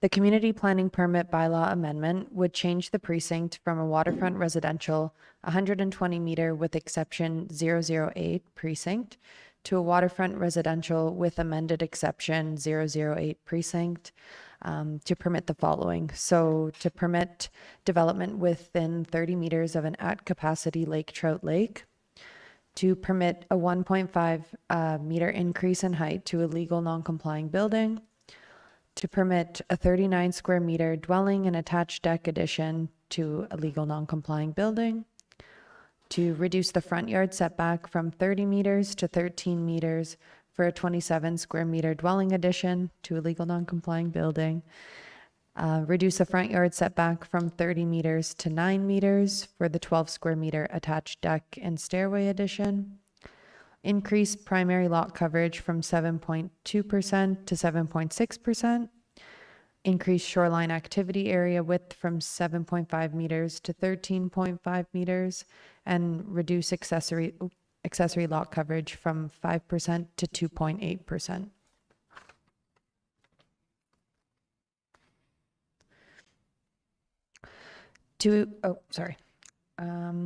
The proposal is consistent with the nature of development on adjacent lots and includes measures to preserve and enhance the natural environment, which reflects the intention of the waterfront residential development. Natural constraint mapping has identified sloping of 20 to 40% grades, deer wintering area stratum 1, type 2 fish habitat along the shoreline, and Harp Lake being both a cold water lake and an at-capacity lake trout lake. As the proposal is sited on a flat and clear portion of the property, risks to both steep slopes and deer wintering areas have been avoided. To address the lesser setback to the shoreline, and Harp Lake being an at-capacity lake, trout lake, and cold water lake, a fish habitat assessment was prepared by Riverstone Environmental Solutions and amended to review the most current proposal. The report states that potential impacts to these features are expected to be minimal, such that mitigations are followed and the shoreline buffer is revegetated. The proposed additions do not result in any closer setbacks to the shoreline than what is currently existing, and there are no proposed changes to the existing septic system. The amended exception would continue to permit development within 30 meters of an at-capacity lake trout lake and permit the 1.52 meter increase in height to the legal non-complying building. The proposal will increase the size of the existing dwelling by 39 square meters and will not worsen the legal non-complying front yard setbacks. Additionally, the previous exception permitted a 7.2% primary lot coverage, and through this proposal, lot coverage will increase to 7.6%. And to offset the increase in primary lot coverage, accessory lot coverage has been reduced from 5% to 2.8% to limit any overdevelopment along the shoreline and overall property.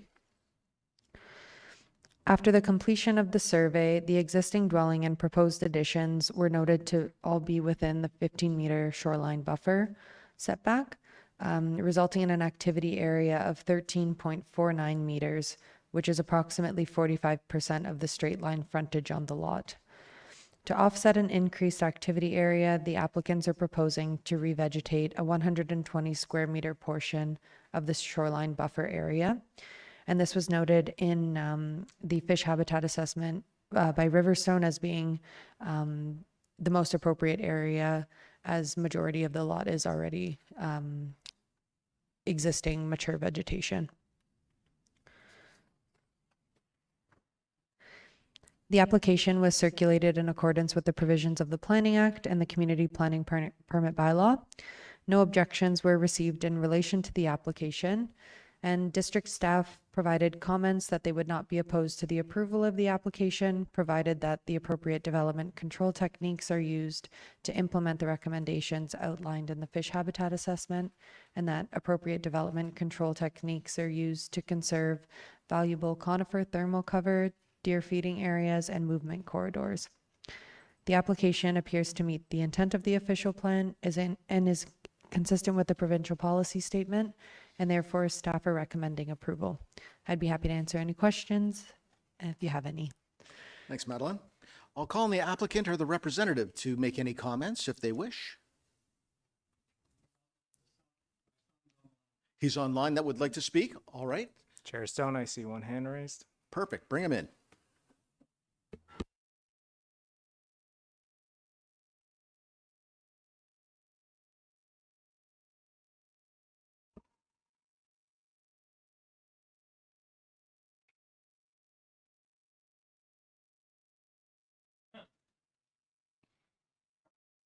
Hey, good afternoon. Can you hear me? Ah, there you are. Yes, I can. And I can Yes. see you. Yep. Thank you, committee, for the time, and thanks, Madeline. I think you described that well. Obviously, I was here last year, and what brought us back was just having the property formally surveyed by KPK Surveying and marking us just a little bit closer, which actually is marked on our neighbor's property, and you can see the way the shoreline cuts in. So honest mistake there, but we're back and we've gone through the proper channels again as we did the environmental report, and it does actually say, you know, it'll be a net benefit as long as we follow their different recommendations. So the changes here that we've tried to put in are really about functionality as we've gone through more of the process, and as Madeline shared, we've tried to offset some of the primary lot coverage with the reduction in the accessory lot coverage. I'm happy to answer any questions if there are any, but as Madeline said, we're going to do what the environment recommends and follow the town's recommendations as well. All right. Thank you very much.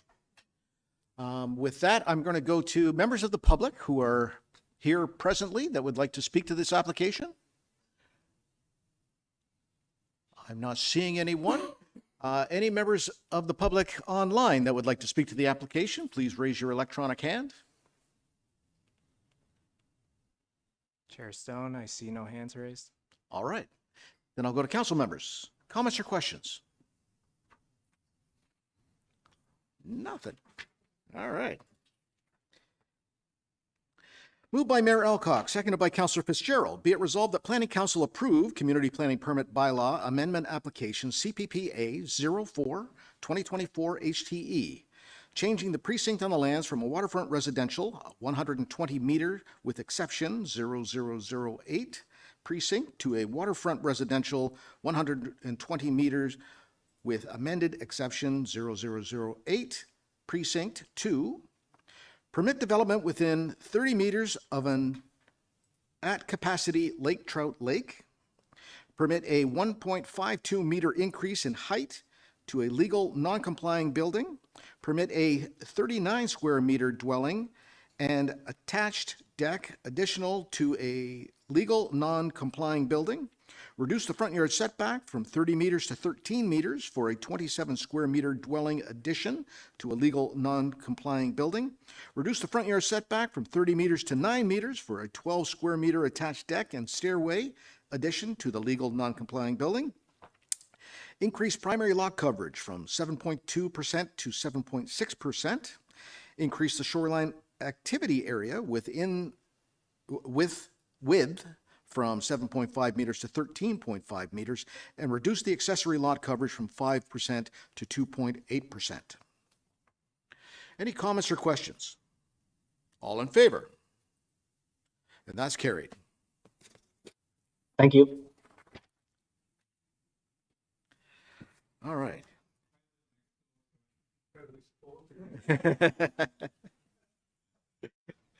Now that all comments have been received, I declare these public meetings respecting the above applications to be concluded. We will now move to the non-public portion of the meeting.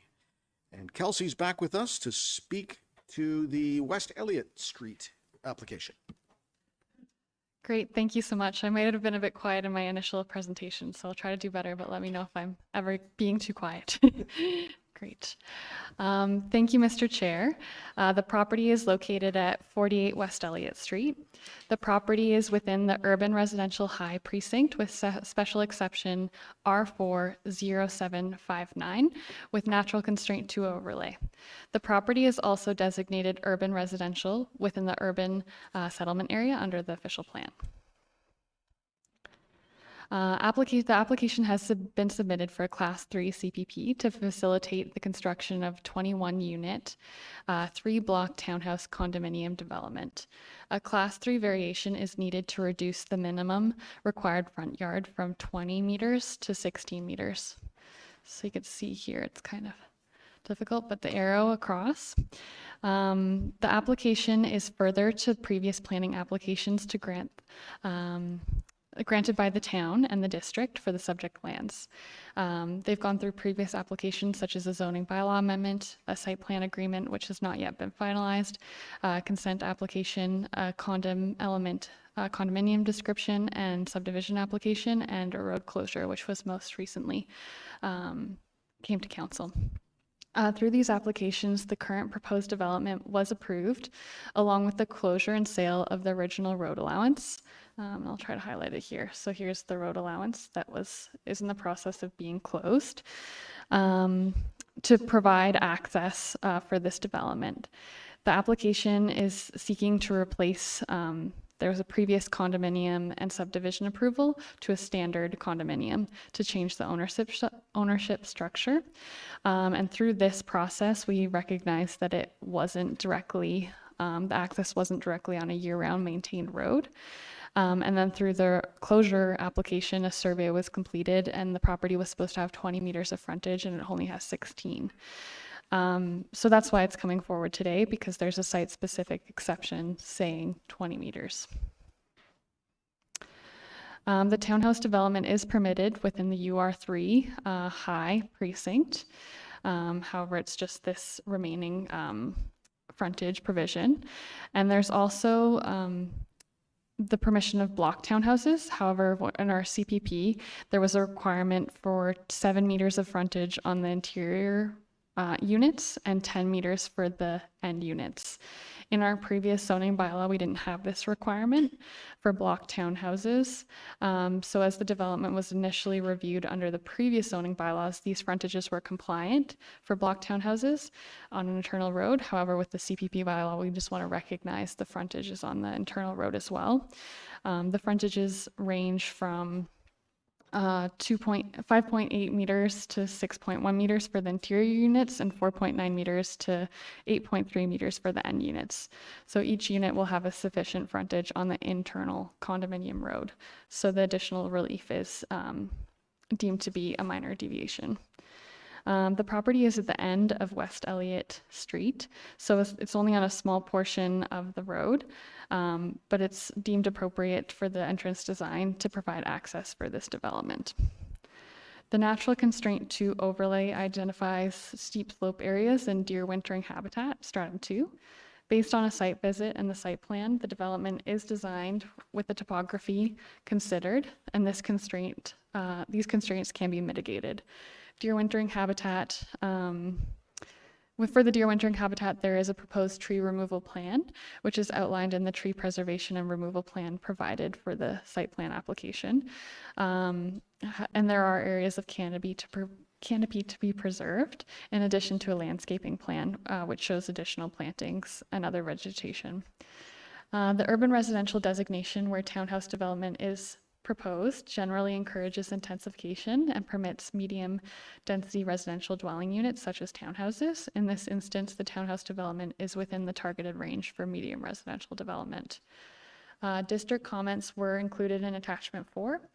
District had no objection, but they asked that hydraulic modeling for both the water and sewer systems be completed to the satisfaction of the district.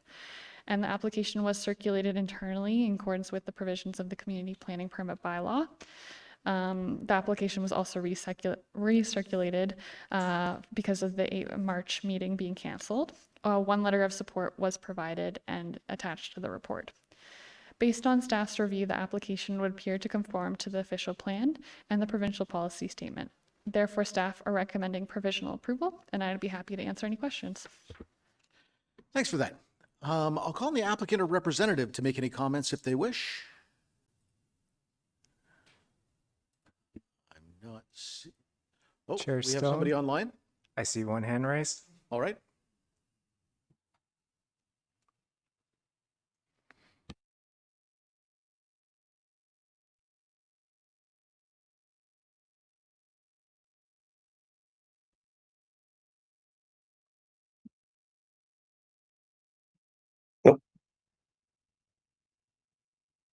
Hi there. Can you hear me? I can, Lanny. Welcome. Okay. Thank you. Good afternoon, committee. Lanny Dennis, represent the owners. Appreciate the efforts of staff bringing the application forward. Had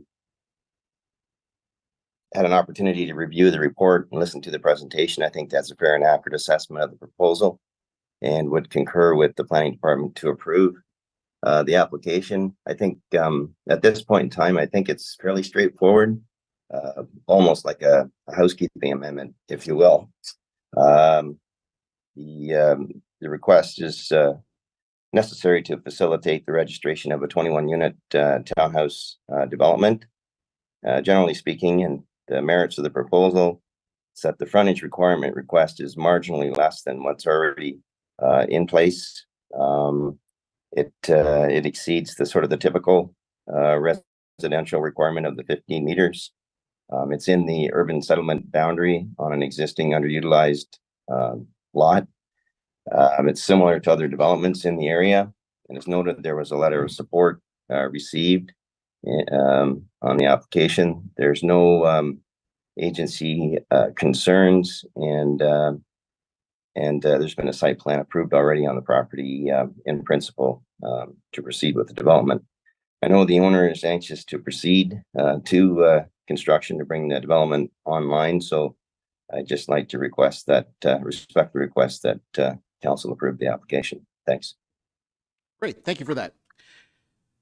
Council, any comments or questions? Councillor Renwick. Thank you, Chair Stone. And just one question for you, Kelsey, is the applicant would be responsible for attaching that west lane to the Elliott Street, correct? The West Elliott Street. And then my follow-up question or a question would be, is there any potential of having some kind of access to Main Street on the other end, on the west end of the property? It just seems like a lot of traffic having to go one way through the west lane out to Elliott Street, but if they had, is there any opportunity to have an access to Main Street? Thank you for the question. To clarify, would that be vehicular access or pedestrian access? Okay, great, thank you. So for the west lane, so they're in the process of finalizing the purchase of that road allowance, so the driveway would be on their lands. But for snow storage, we're just working through the details of having town snow storage be on that portion of land.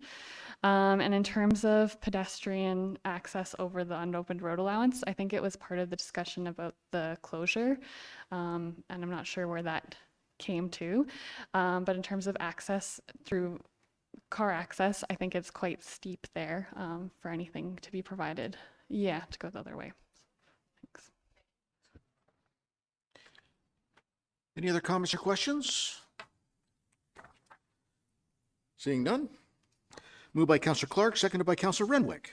Be it resolved that Planning Council provisionally approve Community Planning Permit Application CPP 21-2024 HTE, the purpose and effect of which is to provide relief from Section 1.9 and 4.2.4 of the Community Planning Permit Bylaw 2022-97 as amended, to reduce the minimum required lot frontage from 20 meters to 16 meters, and to deem the frontage for each block townhouse on the internal condominium road to comply, to permit a 21-unit, 3-block townhouse condominium development, conditional on conditions of provisional approval as listed in attachment number 1 to report DEV 2024-24 being fulfilled. And further that, upon the conditions of the provisional approval being fulfilled in accordance with subsection 1.17 of the Community Planning Permit Bylaw 2022-97, as amended, a Class 3 Community Planning Permit be issued to authorize the above described development conditional on the development being completed in accordance with conditions as listed in attachment number 2 to report DEV 2024-24 being attached to the Community Planning Permit. Comments or questions?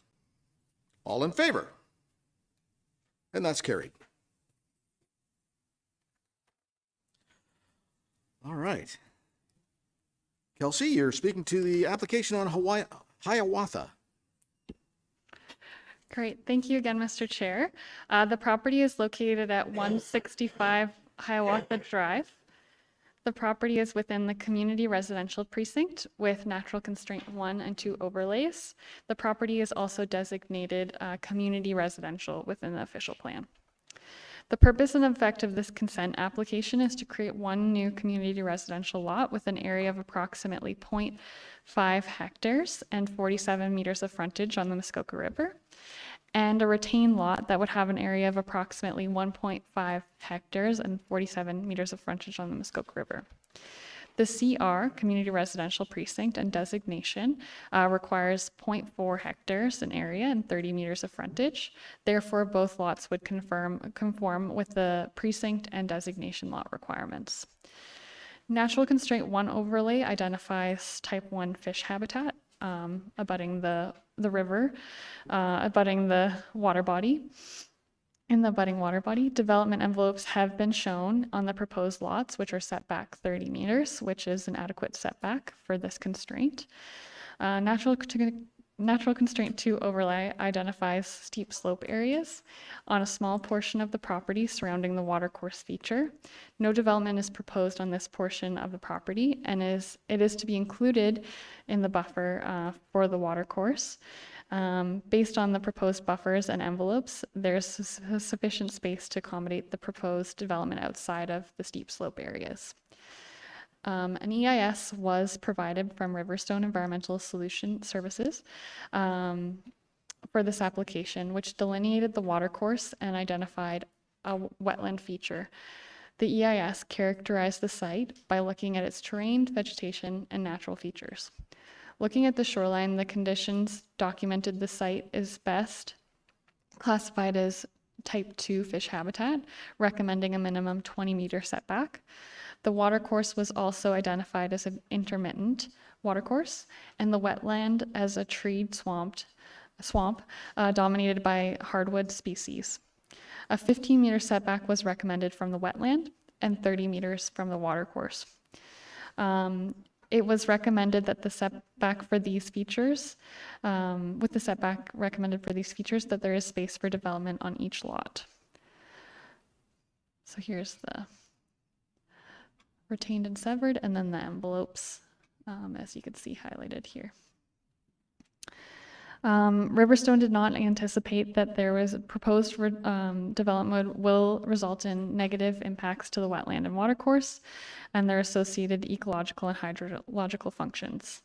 They recommend that any potential construction-related impacts to the wetland and watercourse be avoided through the construction mitigation practices and avoidance measures.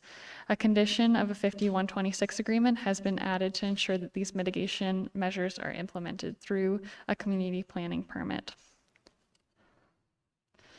Although floodplain mapping is not within the town's mapping currently that the district redid through 2020 and 2023, it indicates that a portion of the property adjacent is in the floodway. This mapping has not yet been included in our overlay for our CPP and official plan. However, the flood elevations for this area of the Muskoka River were provided to the applicant, and the site plan indicates that the development will be above these levels and not within the floodway. District staff provided comments, which were provided in attachment 4. The district has no objection to the proposal provided the recommendations of the EIS are followed and development is outside the floodplain. The application was circulated in accordance with the provisions of the Planning Act. 2 letters of objection were received and are in attachment 5. Within the letters, objectors noted concerns regarding the size of the lot being out of character for the surrounding neighborhood, which are typically 0.8 hectares, and also concerns about the impact of development on the wildlife and natural constraints on the subject lands. The proposed lots are in keeping with the CR precinct, community residential precinct, and the EIS included recommended buffers for the wetland and watercourse, which with these buffers, they anticipate no impacts. Therefore, through staff's review, we are recommending provisional approval as the application appears to conform with the intent of the official plan and the provincial policy statement. Thank you so much, and I'd be happy to answer any questions. Thank you. I'll call on the applicant or representative to make any comments if they wish.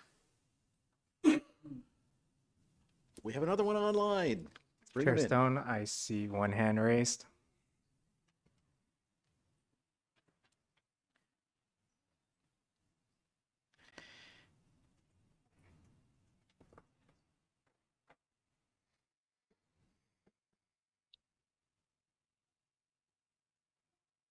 Can everyone hear me okay? I can hear you. Oh, there you are. Welcome. Thanks very much for your introduction, Kelsey. Good day, Mayor Alcock, members of council, staff, and members of the public.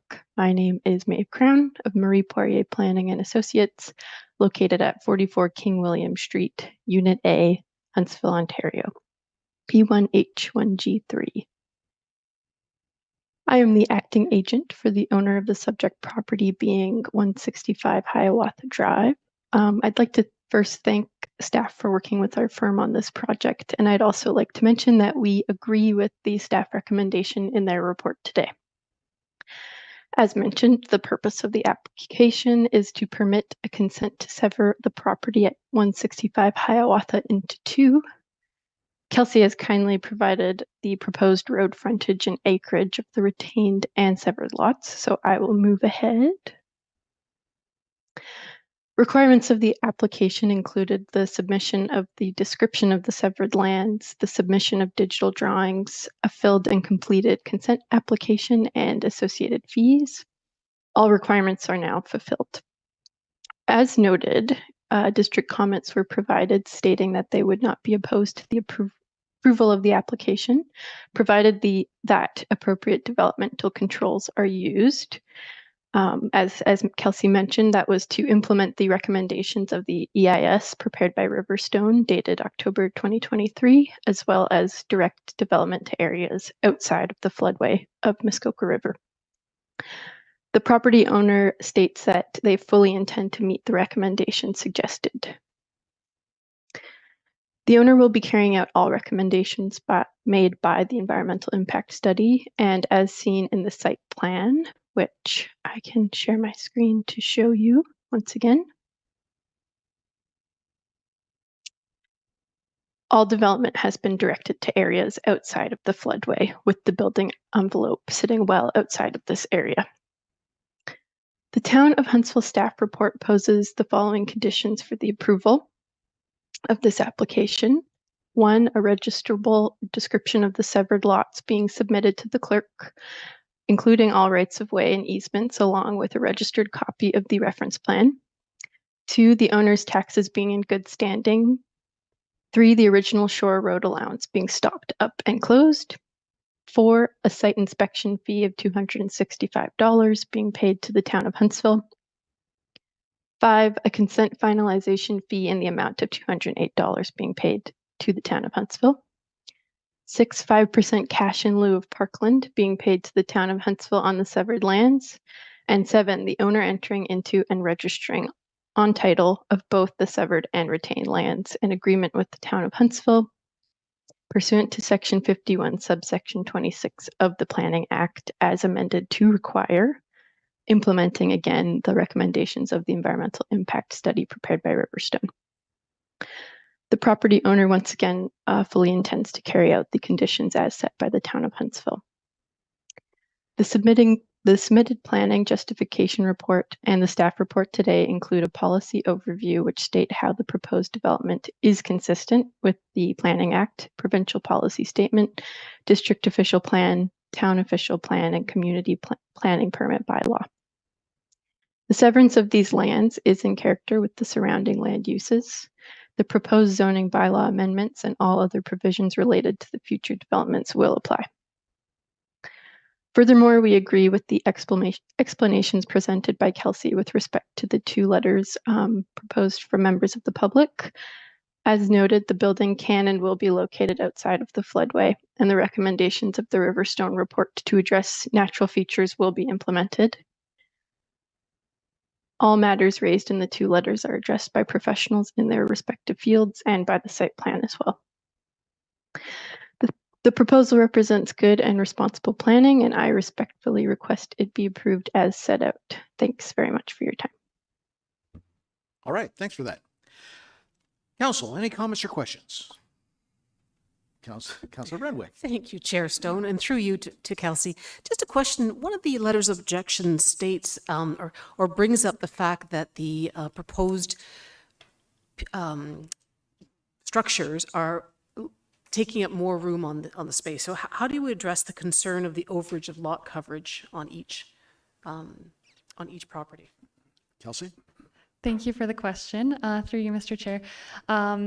What's shown on the site plan is envelopes and not the proposed actual development. So I think the numbers are staggering, but that's not intended to be the actual size of the building. And they're not seeking any relief for lot coverage, so it would have to respect the lot coverage provision unless they wanted to come back and request a larger lot coverage. But it's just the proposed building envelope. Thank you so much. That clears it up for me.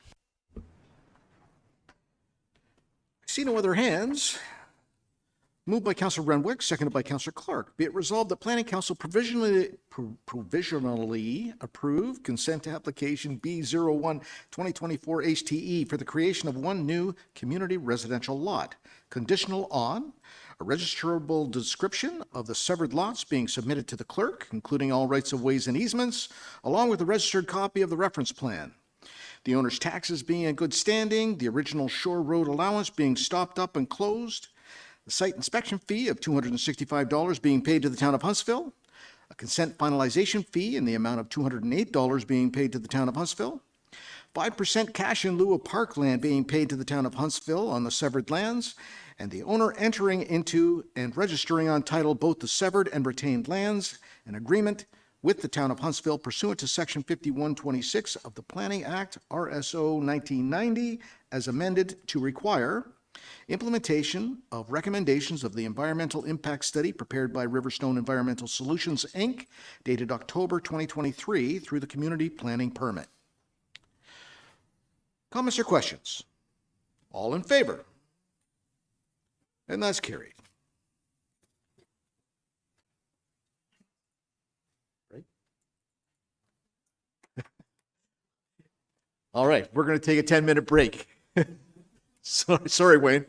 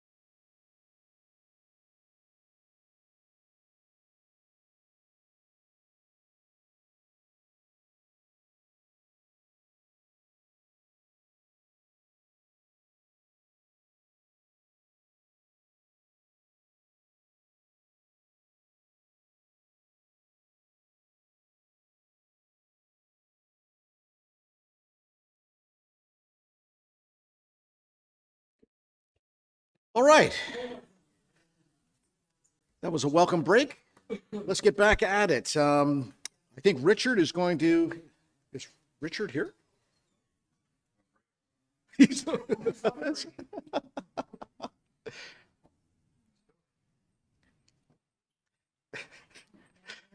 Okay. We need to hunt down Richard. We'll be right back.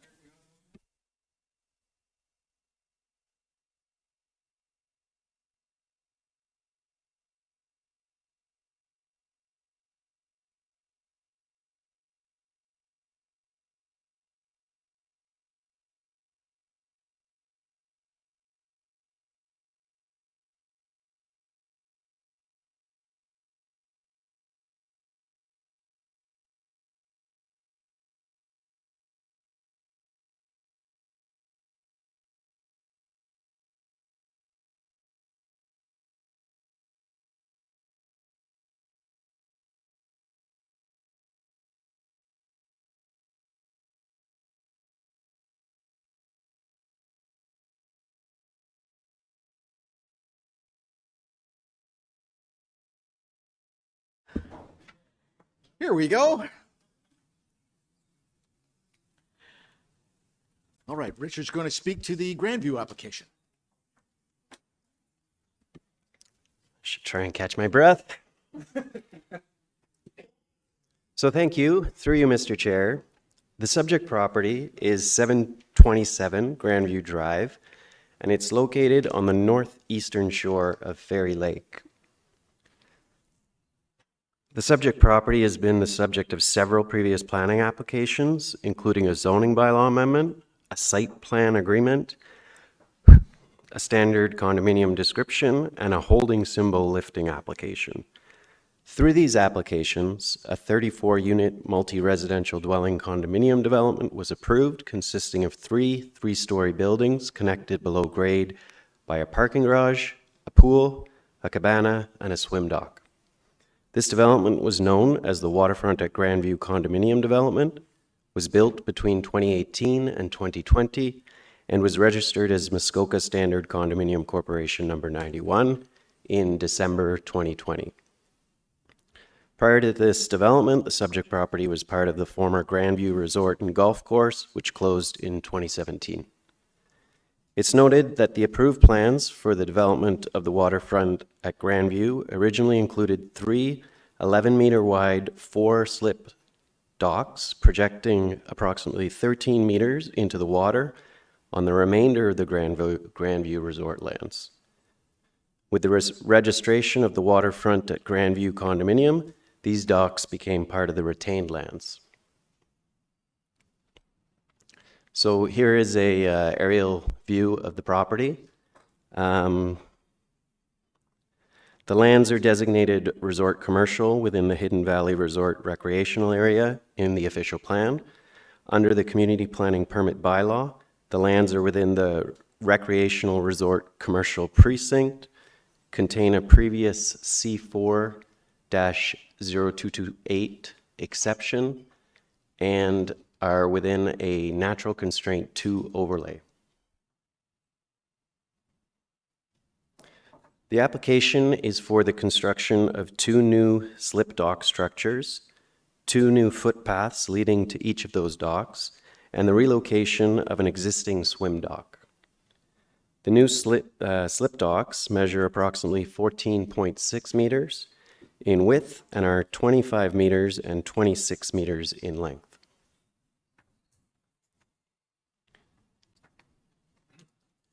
The swim dock is to be sited in line with the existing shoreline activity area associated with the pool and cabana and is bylaw compliant from a dock projection perspective. Hence, it requires no bylaw variations. Bylaw variations are required to increase the shoreline activity area for the slip docks, to increase the maximum projections for these docks, and to permit 2 footpaths through the buffer as opposed to 1. So the variations are listed on the slide here, and I won't read through each one, but there's some animations to help you understand what's being proposed. So basically the blue areas are going to be built or proposed to be built and would expand the shoreline activity areas, with the exception of the swim dock that's in front of the pool and cabana, because there's already a shoreline activity area there. So as a result of this application, they need to vary the activity area width.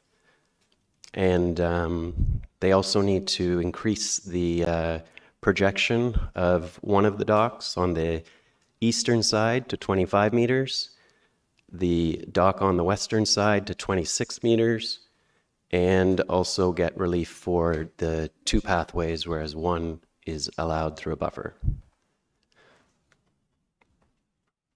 So after reviewing the application, staff identified some anomalies in some of the measurements. Staff identified that the linear shoreline frontage width on the property and the shoreline buffer width were not as the application noted. And I won't get into all of those calculations.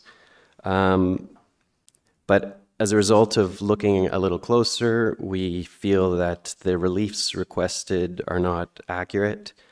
The shoreline activity area is actually, under existing conditions, more like 46 meters, and that would make the increase requested more like 79 meters. So in consideration of these inaccuracies, staff recommends that should council view the application favorably, the increased shoreline activity area and shoreline structure width relief requested in this application should be updated to an increase from 46 meters to 79 meters. Alternatively, should council wish to receive confirmation of accurate numbers and dimensions before approving, they could also postpone their decision today and have the applicants supply those details. For a variation to be approved under the community planning permit bylaw, it must be demonstrated by a proponent that criteria for evaluating variations are met. The staff report before you reviews the application against this criteria, and it's staff's view that the applicant has not demonstrated that development is appropriate for the lands, considerate of the unique characteristics of the property, and compatible with the surrounding land uses and character. It's noted that potential off-site and adjacent impacts were identified in the planning justification report submitted in support of this application. However, no assessment of overall environmental and boating impacts prepared by a qualified professional was provided. Without such an assessment, it's difficult to evaluate whether potential off-site and adverse impacts have been identified and mitigated where appropriate. On review of the renderings provided in support of the application, which are on your screens, it's noted that visual impacts can be anticipated as a result of the proposed development, as the new docks would expand the shoreline activity area by a considerable degree rather than stacking the docks with existing activity areas. The dock projection proposed would further increase the impacts, making boat parking and existing shoreline activity areas appear to dominate the views. With respect to the character protection policies contained in the official plan for the resort recreational commercial designation, it's noted that these policies encourage the protection of views and vistas and require development to maintain an appropriate scale to the site. In this instance, given their substantial scale and projection into the water, there is a concern that views of and along the northern shore of Fairy Lake will be impacted by the proposed development.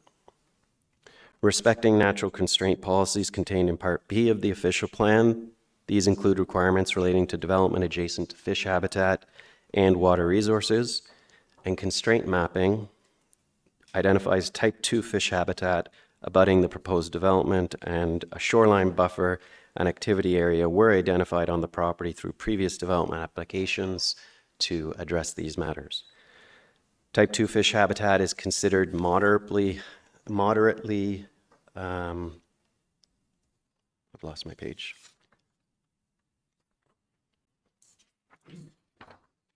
Lost it completely.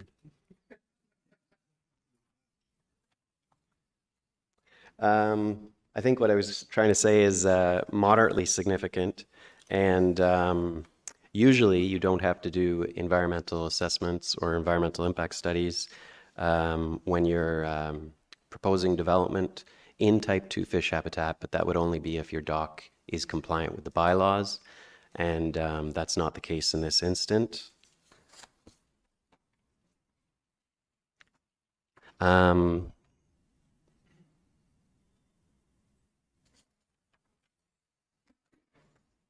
Yeah, I've lost the rest of the pages.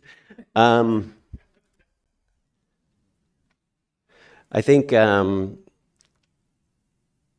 only other things to point out are the fact that the staff report speaks for itself, and we do look at character protection policies and whether or not it would be appropriate to develop these docks on the land in consideration of those, and it's staff's view that it would not. The other thing to point out is this application was circulated in accordance with the community planning permit bylaw on 2 occasions.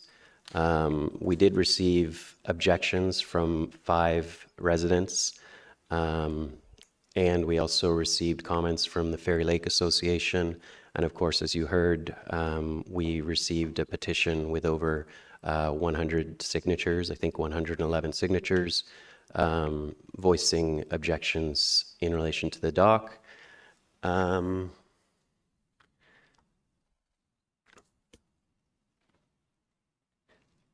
The Fairy Lake Association's comments included in attachment number 9 to the report noted that it would be, they would be concerned that if approved, this type of shoreline development would set a new standard for similar development on properties on Fairy Lake, as well as those currently under development.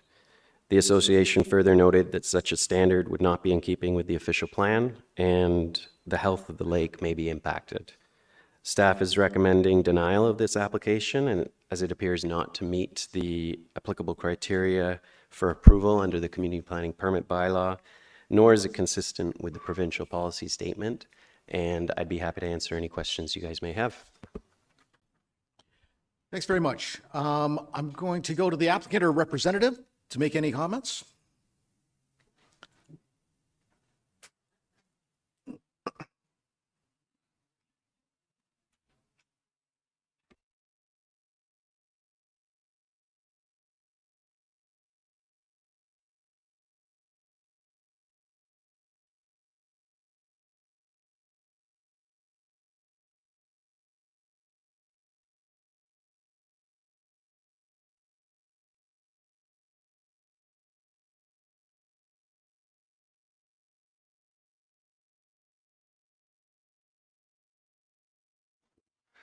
Thank you, Mr. Chairman and committee members. I'm here, Wayne Simpson Associates. No, I'm not Wayne Simpson Associates anymore. Wayne Simpson of Tulloch Engineering, 80 Main Street West, V1H1W9, and here representing Muskoka Standard Conduct Corporation number 91, and appreciate the presentation by Richard. So if I could, I'll run through some things. There's been a lot of ground that needs to be covered, so I'll do the best I can with some of it.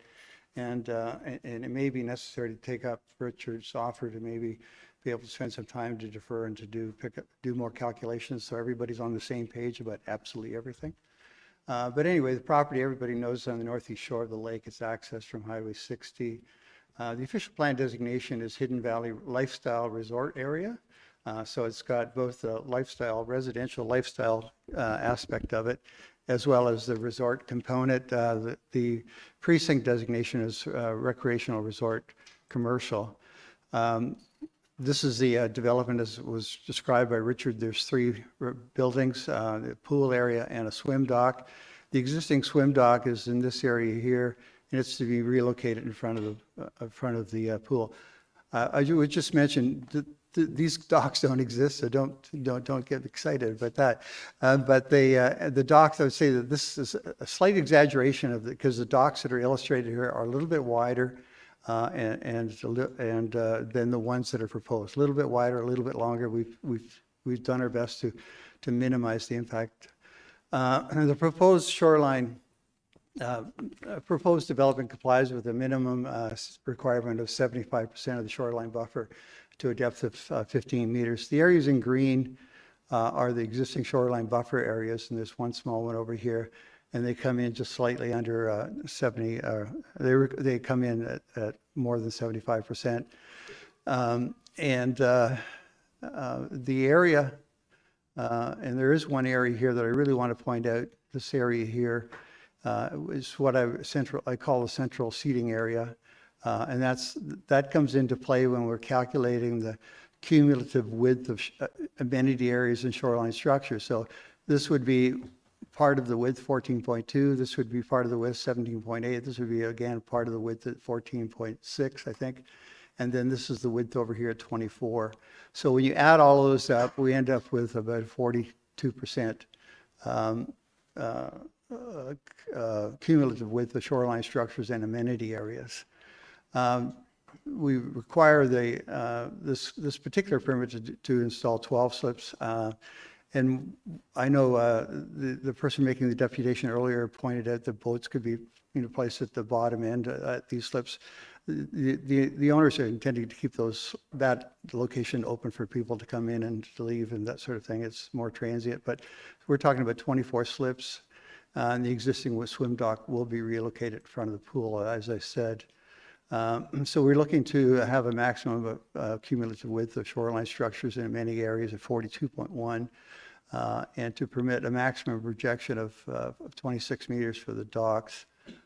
Richard described this as being slightly longer than this, but that's the essence of it all. The maximum cumulative width of shoreline activity areas is 25% up to 15 meters. Previously, on the property with the old zoning bylaw and official plan, it was 33% with no specific maximum. So the current CP provisions are, cap it at 25, and we're going up to wanting to go up to 42.1%. So that requires a class 3 permit. And again, I've mentioned that the shoreline activity area, amenity area will be brought up to 42%. I say here that relief would not be required if one of the dock structures was placed in front of the central seating area, or if the seating area was removed. That's not quite correct. It's awfully darn close, but it's not quite. We still would need a very minor amendment. But this area here, the seating area, the owners would like to keep it because right now there's a long pathway that runs up to the buildings and down to the pool area. And this area here is simply an area with some interlocking stone, a couple of Muskoka chairs at each end, and some low vegetation around them. It's really meant as a place for somebody like me trying to go up a hill could have a chance to sit down and gather their breath. So this area in our mind is not really that germane because it's not even really visible because of the rise in the shoreline and the area where it is. But so we're hoping that council will consider that as pretty much an issue, a non-issue, and allow it to remain. The seating area is somewhat shown in this area here. It's hard to see here, but you'll get a sense of how buffered it is by the vegetation that's there already. The preferred dock location, is not in front of the seating area because there's a need to avoid shallow rock. You can see a lot of shallow rock in here, and this would be, if the dock finger was in the same location here, we would be getting into navigational hazards and other hazards associated with all the rock. So the other consideration we had is we wanted to separate the two structures so that the distance between them was greater so that they could make it easier for navigation and safety of boaters. And we also wanted to keep the docks far removed from the neighboring properties. So the two structures are very centrally located on the property, as you can see here. The bylaw does allow the side lot yard requirements are easily met. This is probably about 40 or 50 meters here, and it's not an issue at all. And the maximum projection is 15 meters, which is the blue line here. And of course, we wanted to go further than that. So that's what precipitates the application. Again, we want 24 boat slips, effectively 0.7 slips per unit in the buildings. And we want to minimize the visual impact of the docks when viewed straight on by basically, having one structure, deep in length, as opposed to having structures, smaller, shorter structures, aligning the shoreline. So in terms of a visual impact, we believe a larger structure going out with 12 slips and 12 slips are much more less visually intrusive. And we also want to point out that the existing landscaped shoreline, naturally landscaped shoreline for the most part, and the shoreline buffer behind, and all the landscaping that's done up between there and the buildings will all remain in place. There's no need to change any of the landscaping other than cutting through two very small walkways down to the docks structures. Basically, they would be staircases because of the slope. So we really do want to strategically locate the docks where they are to avoid shallow water and rock hazards and to maximize the distance. And beyond 15 meters, the water depth is really quite substantial. At 20, I believe at 25 meters, we're talking about 15 feet of water. So extending the docks further from 15 meters out to 25 or 26 meters will not have any impact on that fish habitat. We're in a good stretch of deep water. The docks will be located in what we've described as an arched bay. You can see the red line here going across, and there's this little recessed area. And the navigational impact of the docks will be offset a bit in terms of there's really not much need for people to boat into this area. The main channel is out here. So we don't expect that people will be running into this area unless they're purposely going there. So we say only local boat traffic will probably be expected within the arch. And even the dock that's over here that helps service the hilltop condo units is beyond this sort of arched area. Visual impact from the neighboring properties is minimal, if any, because the proposed docks are outside of the normal sight lines. And I know that the deputy earlier said that if you stand on their property and turn your head to the left, you can very clearly see the shoreline. But what I've described as the normal sight lines, I don't think most people sit on their dock to look sideways to see what's going on necessarily. And the orientation of most houses, cottages, and docks is to look about across the open water. The water width here is about 490 meters or 500 meters. So what will be seen, these docks that are shown here, they'll be visible to the people on the south shore of the lake at some distance. And I would just comment as well that the visual impact of these, again, because we're not stretching them out along the shoreline, but they're at depth, will be minimal. And it could easily be argued that the boathouses on this side of the river, of the bay, are much more noticeable.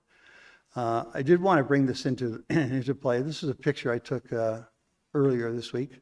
The docks are requested by MCC 91 are not dissimilar to in context or nature to those privately constructed in Hunters Bay on town property, where you can sort of see all the new docking that was installed, new at the end of this figure, new here, and this whole thing is new. This one finger here going out would accommodate more boats than what's proposed at Grandview. And I would point out that just approximating, I haven't been able to go out there and actually measure it, but these docks are more than 60 meters from the shoreline in terms of projection.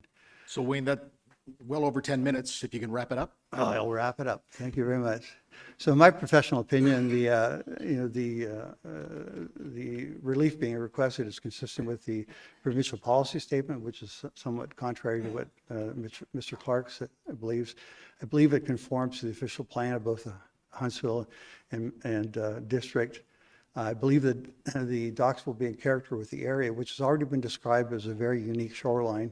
It's got 3 large buildings sitting up on a hill.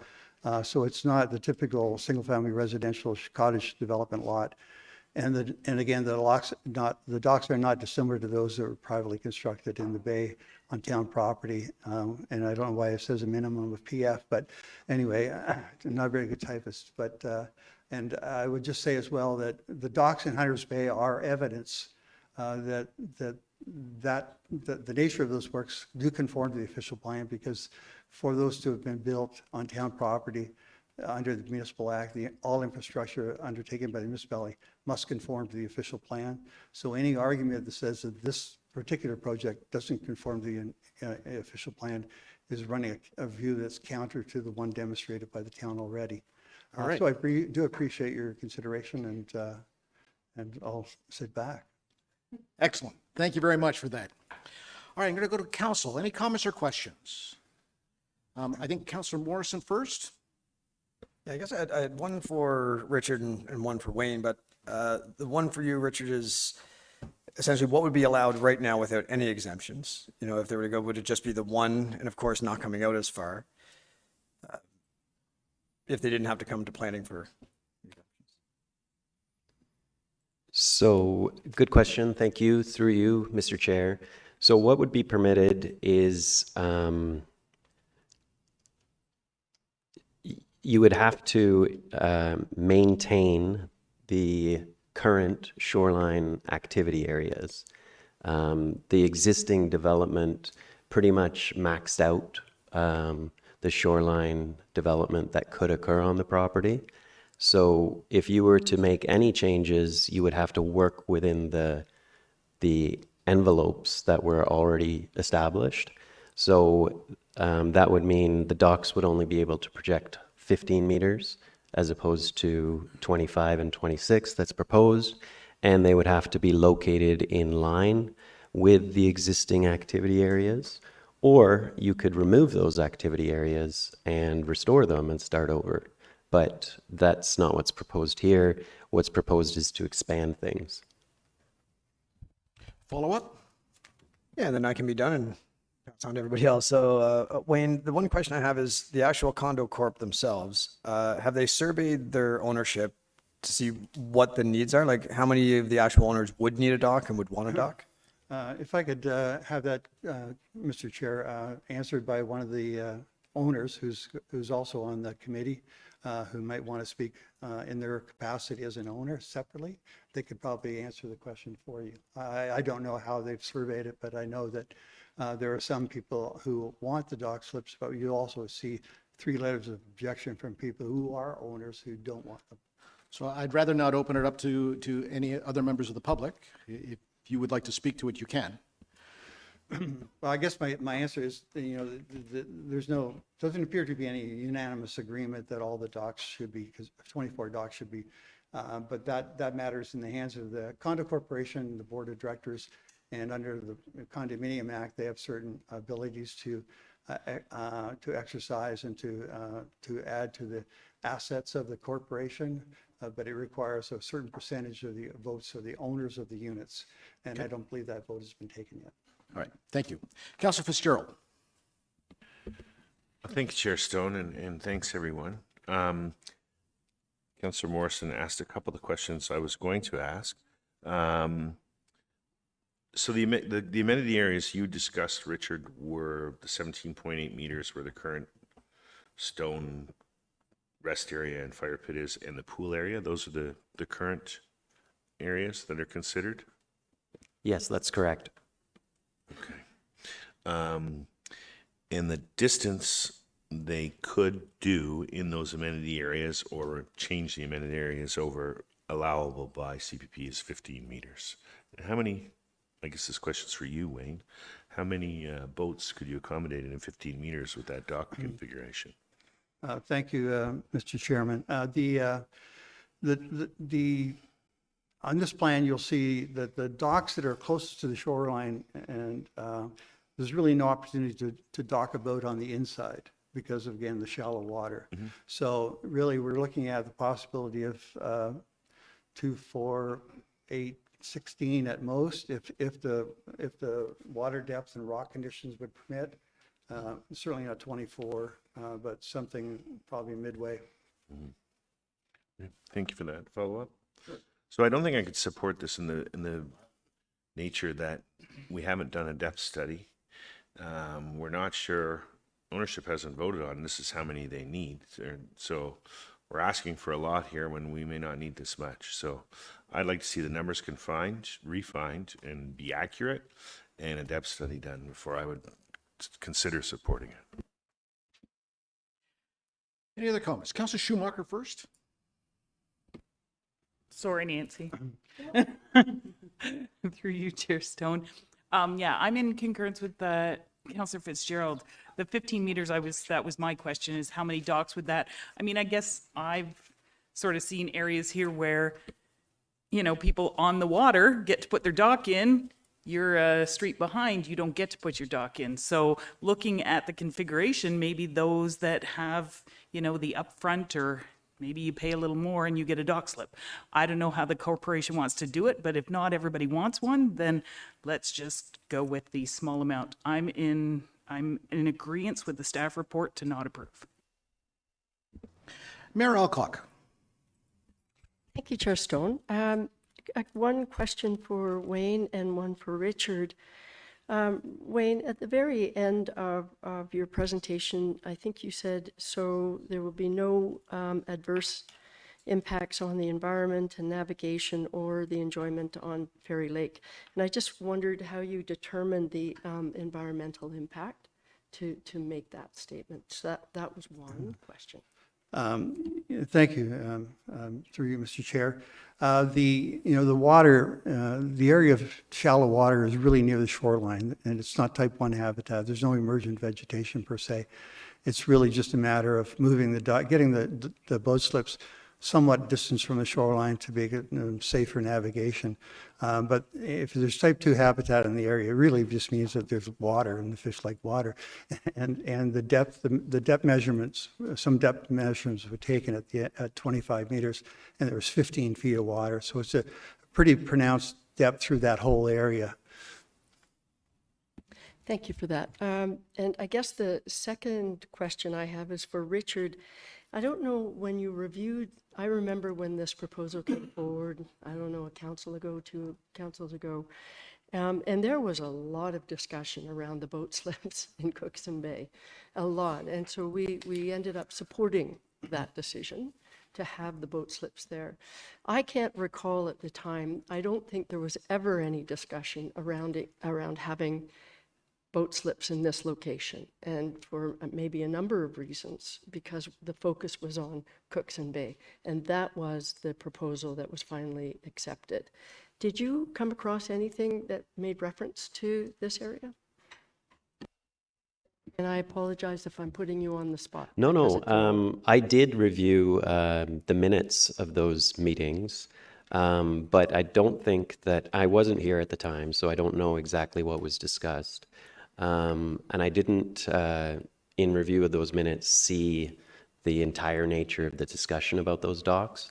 I do know that the site plan for the 3 apartment buildings was for the entire lands, and it included those 3 dock slips as part of the same approval. So the application was for the shoreline development with the pool and the sitting area, but also for those docks, and it all happened at the same time. So that's about the extent of my recollection. One thing I did want to point out about the environmental studies, it was something I meant to say but lost my page. I apologize. But it is important to note that we did ask for an environmental study. Whenever we have an application like this with projections like this out into the lake, we want to know that it's actually the last resort. Like, you know that the depths are shallow, so you're projecting to address those depths. We also need to know that if you are going to be building this dock that's going to be projecting in this location, that location is environmentally suitable. So we definitely, at the time when we pre-conned on this application, heavily or strongly recommended that environmental study work be done and that navigation work be done. We did say that we would accept an application without that study, but it would be at their own risk. Staff wouldn't be supporting it. so they could proceed without the study, but at their own risk. And the other thing to point out is when we did ask if a study was going to be supplied, it was indicated that it would be cost prohibitive to do that study, so the applicants decided to come and see what they could get approval for. Thank you for that, and I really appreciate that last comment. And Richard, you made reference to the dock slips. The ones you're referring to that were approved are the Cookson Bay docks, right? So my recollection of the original approval, there really wasn't any discussion around this because we focused on Cookson Bay. And there was a lot of discussion around the approval of those docks. And so I look at this and think, this is an application that was quite accepted. This is what, you know, before the buildings were built, this is what people knew would be part of the development, the Cookson Bay docks. So I have to say at this point, and for the reasons raised elsewhere around the table, I certainly would support staff's recommendation, which is denial, and unless because I think there are a number of details that are missing, including, you know, what the residents of the condominium corporation would approve, what they would like, where this fits within their priorities. And we did hear from a number of those residents saying, we weren't asked. So that's an important factor from my perspective. Deputy Mayor Armour. Thanks, Chair Stone. Just more of a follow-up with her worship. Being an avid boater of Fairy Lake and other lakes in here, I know there's a prevailing wind that comes across there. And when you look at your aerial photo here, you see there aren't too many docks on that shoreline because how rough that water gets. And I can understand why you want to come out so far because of the 15 meters inside that buffer of those rocks is an opportunity for damaging your boats. But it's a very dangerous, unsafe area to be docking a boat along through there, in my opinion. And I personally wouldn't dock my boat there. So I can't approve this. Councillor Cloutier. Thank you, Chair. Same sentiment as accounts for Deputy Mayor Armour. I do boat over there and I do go in that area because you always go in because everybody's nosy on the boat. You go over, you take a look and see what's going on. Another thought here, to me, it's way too big. The aesthetics just doesn't work from a lake view. Doesn't matter where you are on a lake. And in the wintertime, it's a hazard because there's an OFC trail that goes down that side. And if they have bubblers on the docks, it creates a very unsafe conditions on that whole bay for the amount of docks that you have there. So with the conditions that you're going to put on the ice there through that whole system just is not viable. Basically, sometimes to keep the trail there or keep people safe. Councillor Clark. Thank you, Chair Stone. So firstly, I just want to say I'm not opposed to docks in the area, but I believe the proposal needs to be scaled back some to comply with our current bylaws.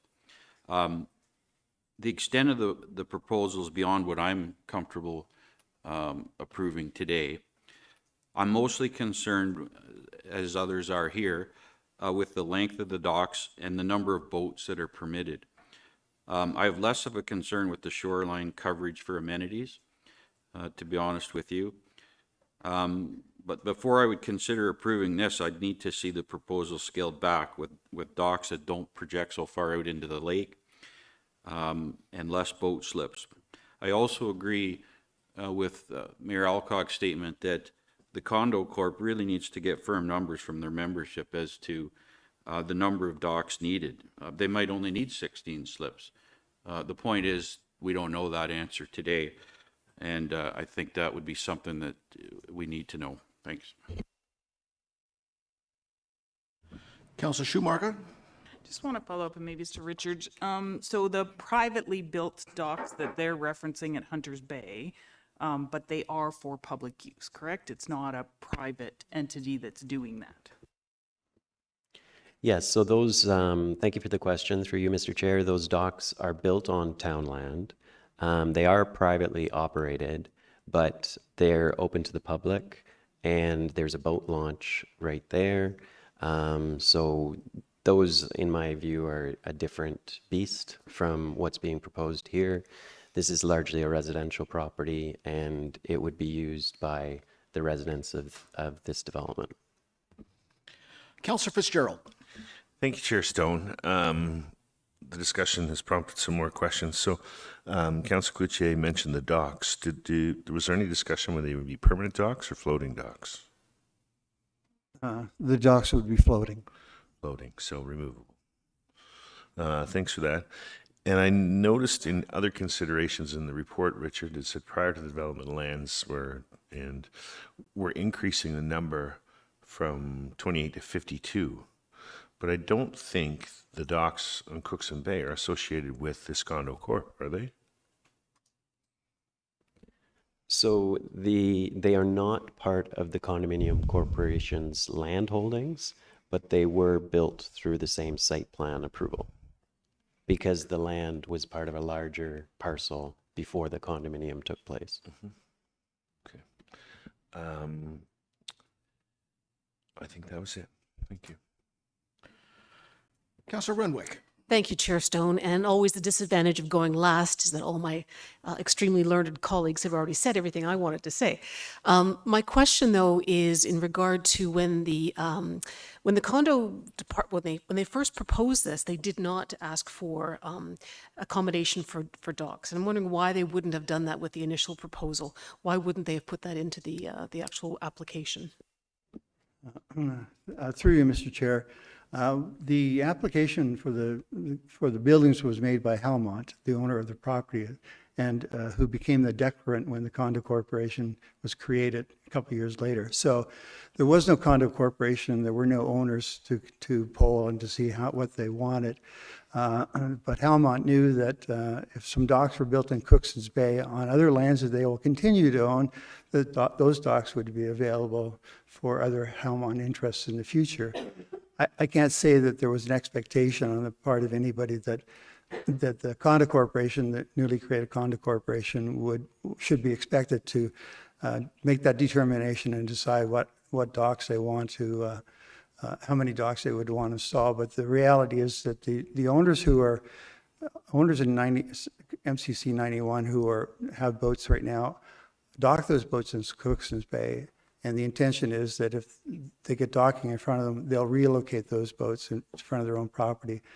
So it's part of the thing, the chicken and egg thing. There was no egg around for these people, or no chicken, or whatever what the scenario is. But basically, everything was determined by the developer at the time, and now there's a new legal entity. All right, a quick one, Councillor Cloutier.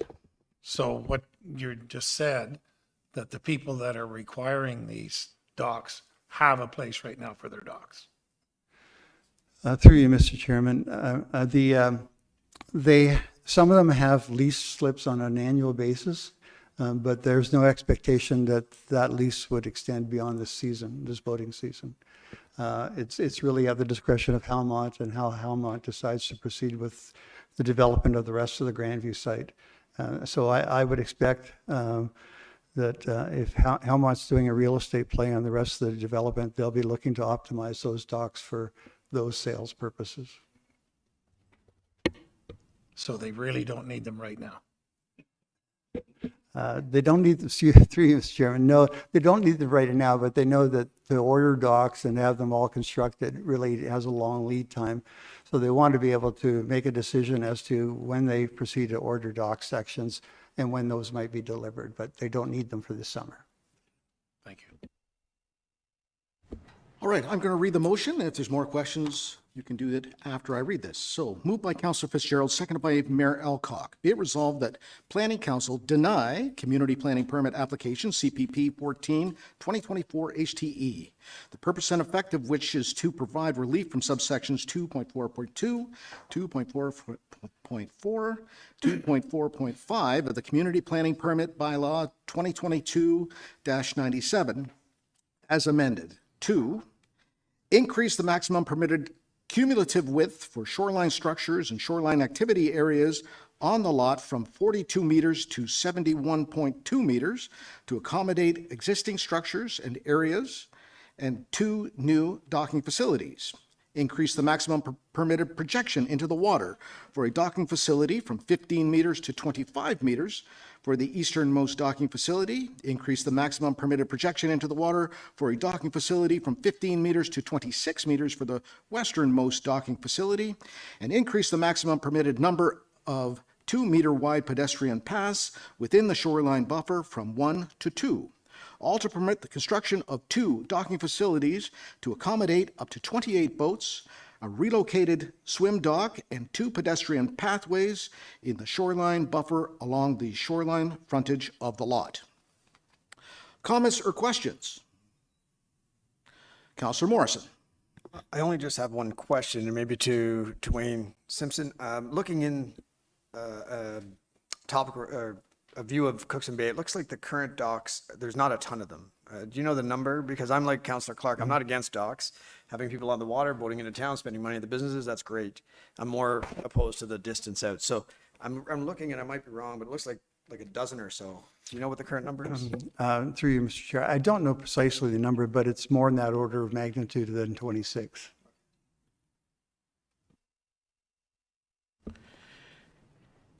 One more question, Councillor Fitzgerald. Yeah, Councillor Morrison, it's 24 in the report.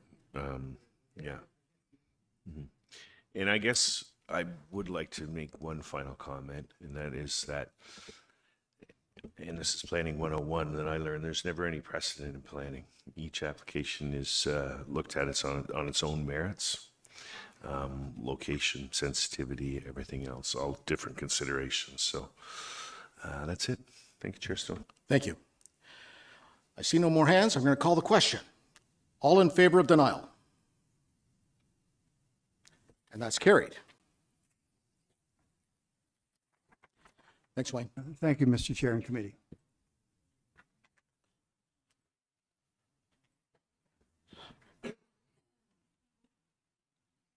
All right. We'll just take a quick 3 or 4 minute break here.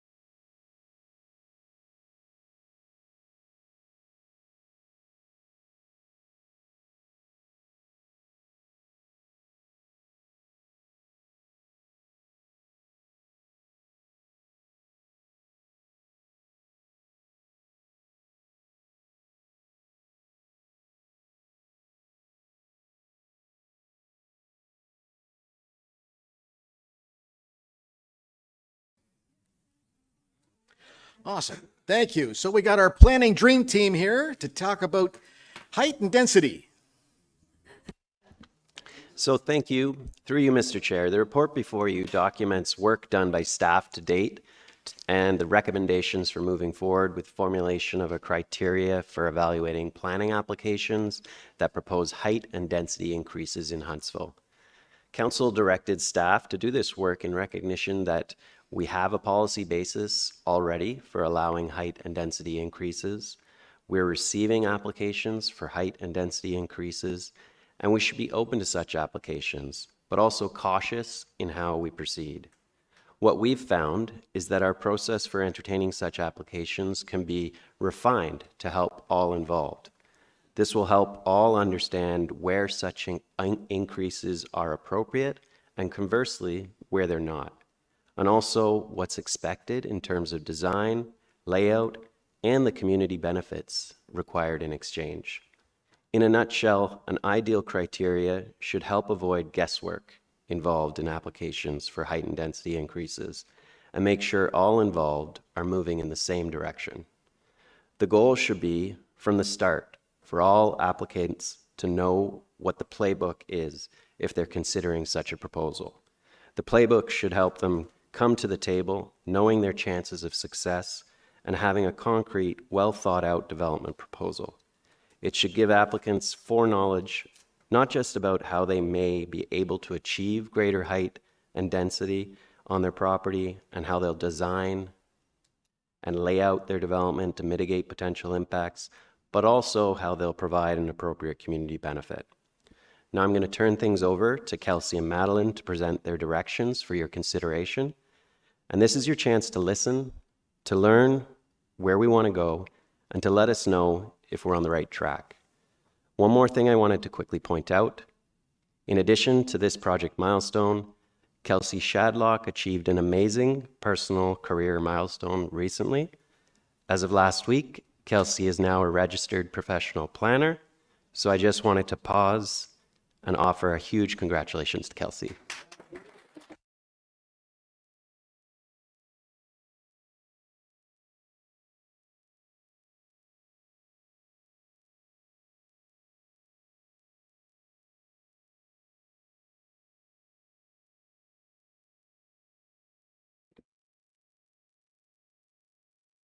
Yes, huge congratulations to Kelsey.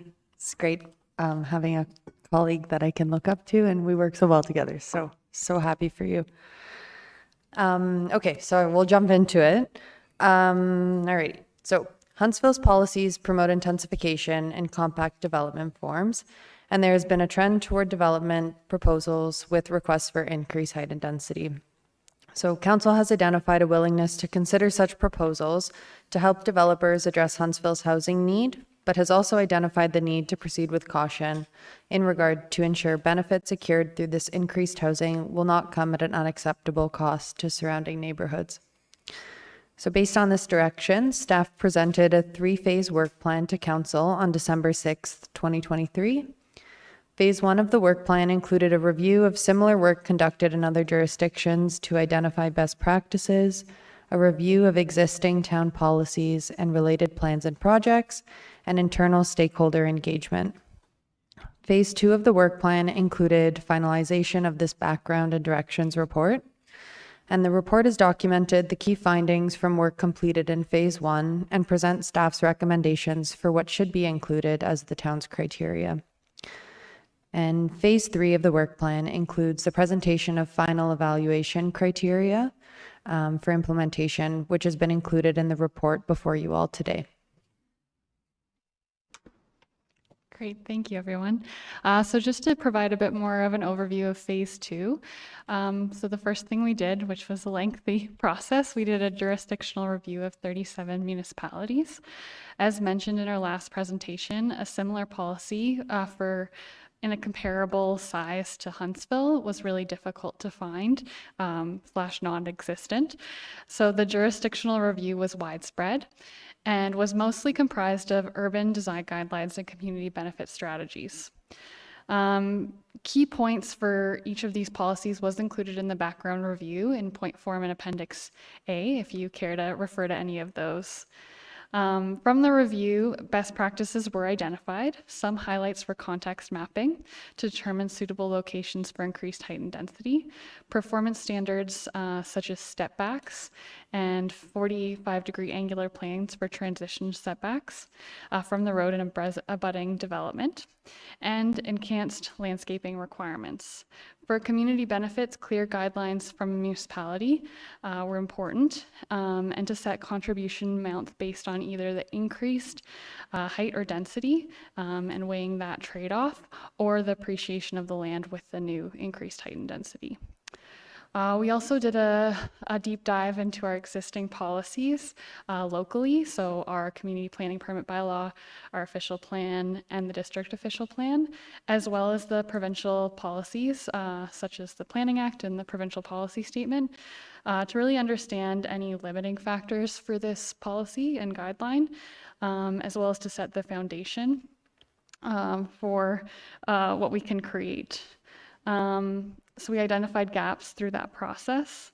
And then we also engaged with our internal stakeholders, which was really key. We had a meeting and asked them a number of questions about our current process, where they see gaps, where they see improvements.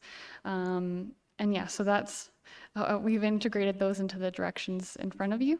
And of course, would hope to engage with them further and the further phase. So the following directions shown on the screen are recommended based on the key takeaways emerging from the background review. They were developed through consideration of the policy and jurisdictional review, as well as information learned during meetings with internal town staff. The adoption of any recommendation should consider the existing skill set, capacity, and resources of municipal staff, the existing legal limitations of municipalities in the province of Ontario, and the town's existing policy framework. As noted in the review from the other policies, it was clear that a contextual analysis of the built and physical environment is essential to determining appropriate locations for increased height and density. Suitability can be translated through mapping to assist current and future staff, external stakeholders, and the development community, decision makers, and members of the public. Huntsville currently has many of mapping layers that we use to judge suitability, such as our natural constraints overlay, contour mapping, our precinct mapping, and designation mapping. However, further layers would be beneficial for this contextual analysis, such as fire hydrant capacity, identifying existing buildings which exceed height, topographical high points, and view sheds. Planning staff have consulted with Corporate Information Department to determine the feasibility of this mapping and continue to discuss opportunities to enhance and add layers to our GIS. On the slide and in the report, we included examples of layers we would like to include. We also included an example of mapping that was created from Galway, Ireland. I know it's further afield, but they showed a great example of how you can layer suitability. So for example, in this map, so you could kind of see one's like the floodplain and the rivers, one's the road hierarchy, and one's view shed. And there was way more layers, but they kind of layered them each upon each other, and to see kind of a heat map of where there's already density, where we could maybe have increased height, and kind of the lower the orange kind of further afield is where maybe increased height is not appropriate. So it could kind of really contextualize where height is appropriate and where it's not. And then in creating the mapping would help staff and council effectively distinguish where increased height and density are best suited.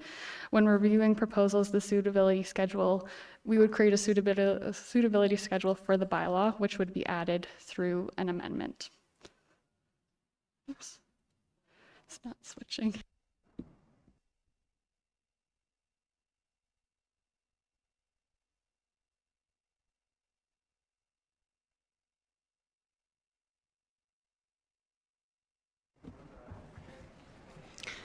Okay.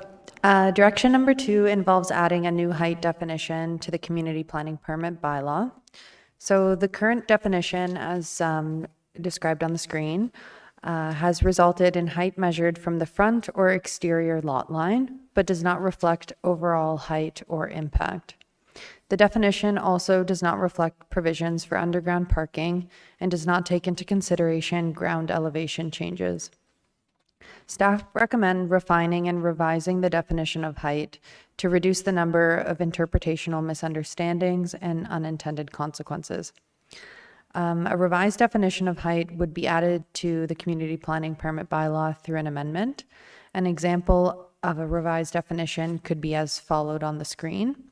So the difference between the two definitions currently shown is that the highest height of a building being proposed would be represented no matter the side of which side the building is facing, particular to a specific property line.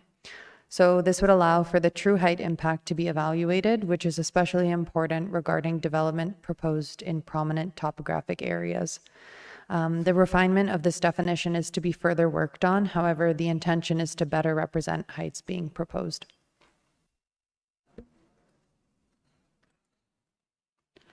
Great. And direction 3 is looking at variation limits and performance standards. Variations to height can be accomplished through a Class 2 or Class 3 CPP variation. Up to 20% is classified as a Class 2 staff variation, and further relief requires a Class 3 council variation. However, there are no standards for buildings exceeding maximum height to reduce impact and inform decision making. The background study, through the policy and jurisdictional review, highlighted potential standards and guiding principles to refine design and impacts of buildings exceeding 11 meters. The internal stakeholders also emphasized the building code standards for buildings based on height and/or stories, which underscore important technical design requirements. Based on the background research, staff have listed some suggested maximum height provisions, variation limits, and performance standards for buildings exceeding 11%.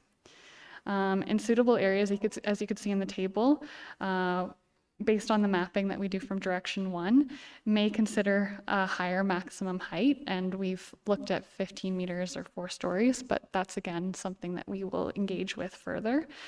And for Class 3 in both suitable and unidentified areas, we would also consider requiring a building matrix, as we've been asked to consider from our internal stakeholders, and a visual impact assessment, also looking at performance standards such as facade setbacks, angular planes, and mechanical equipment setbacks to mitigate impacts from the street and for abutting land uses. So you could kind of see here, if angular plane is an unfamiliar term, this kind of shows how it would be stepped back from the street or from the property line. And then the second photo, how you would step back to also reduce those impacts from abutting lands and from the street.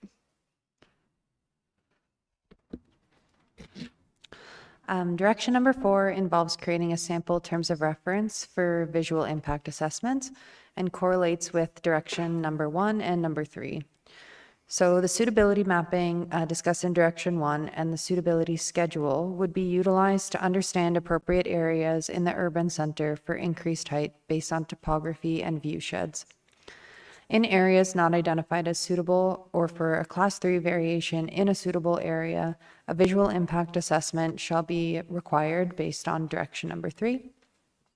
Currently, staff ask for a visual impact assessment for all proposals in the urban settlement area with increased height.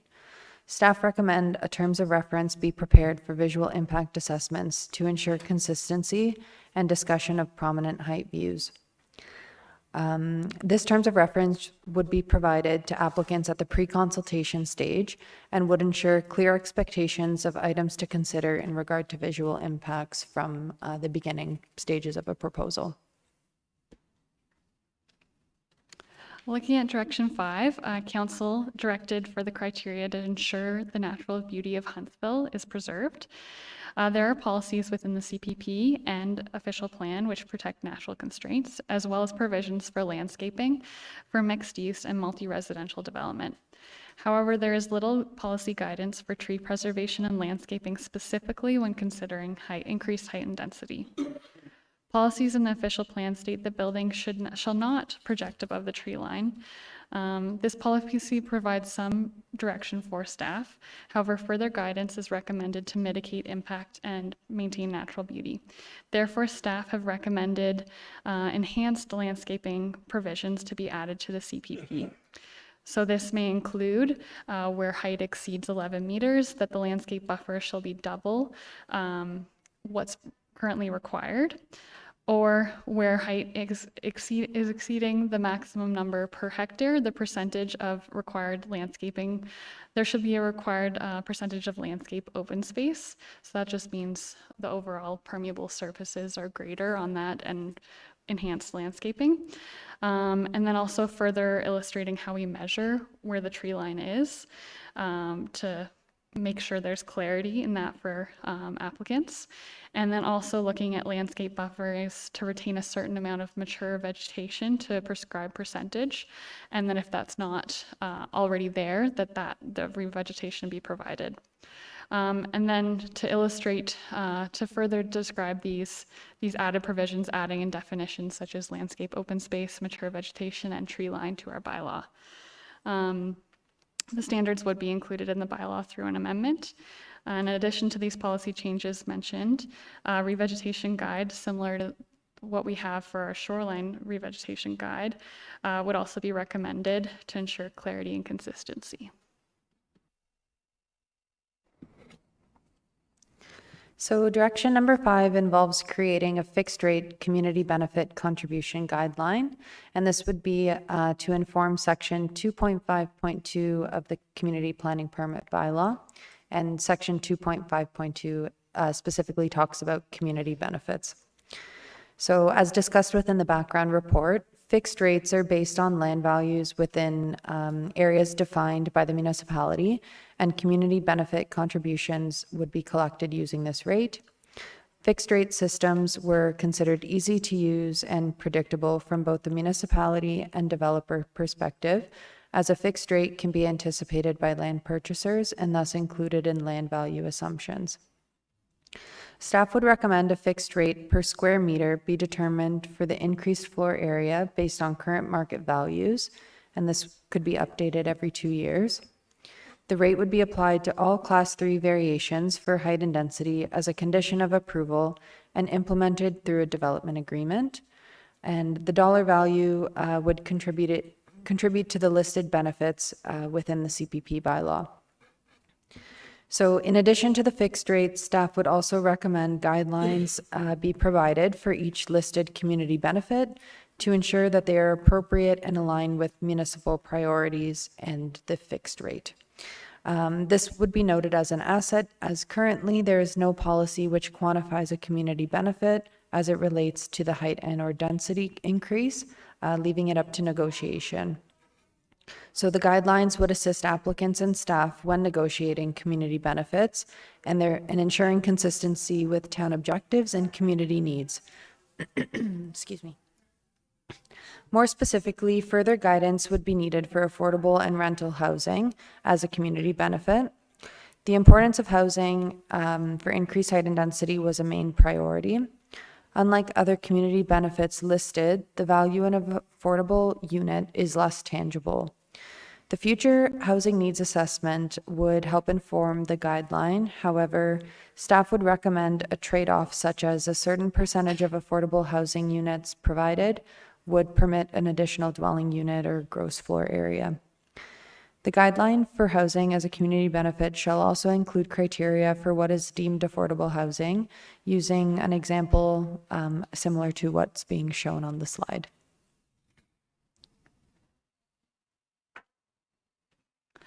Great, and that leads us to our last direction, which is public consultation. We believe it should be prioritized through the next phase to ensure the public interest is represented and the document reflects public opinion. Ensuring a range of consultation measures such as stakeholder meetings, public meetings, and online surveys would be utilized to ensure the greatest range of participation achieved.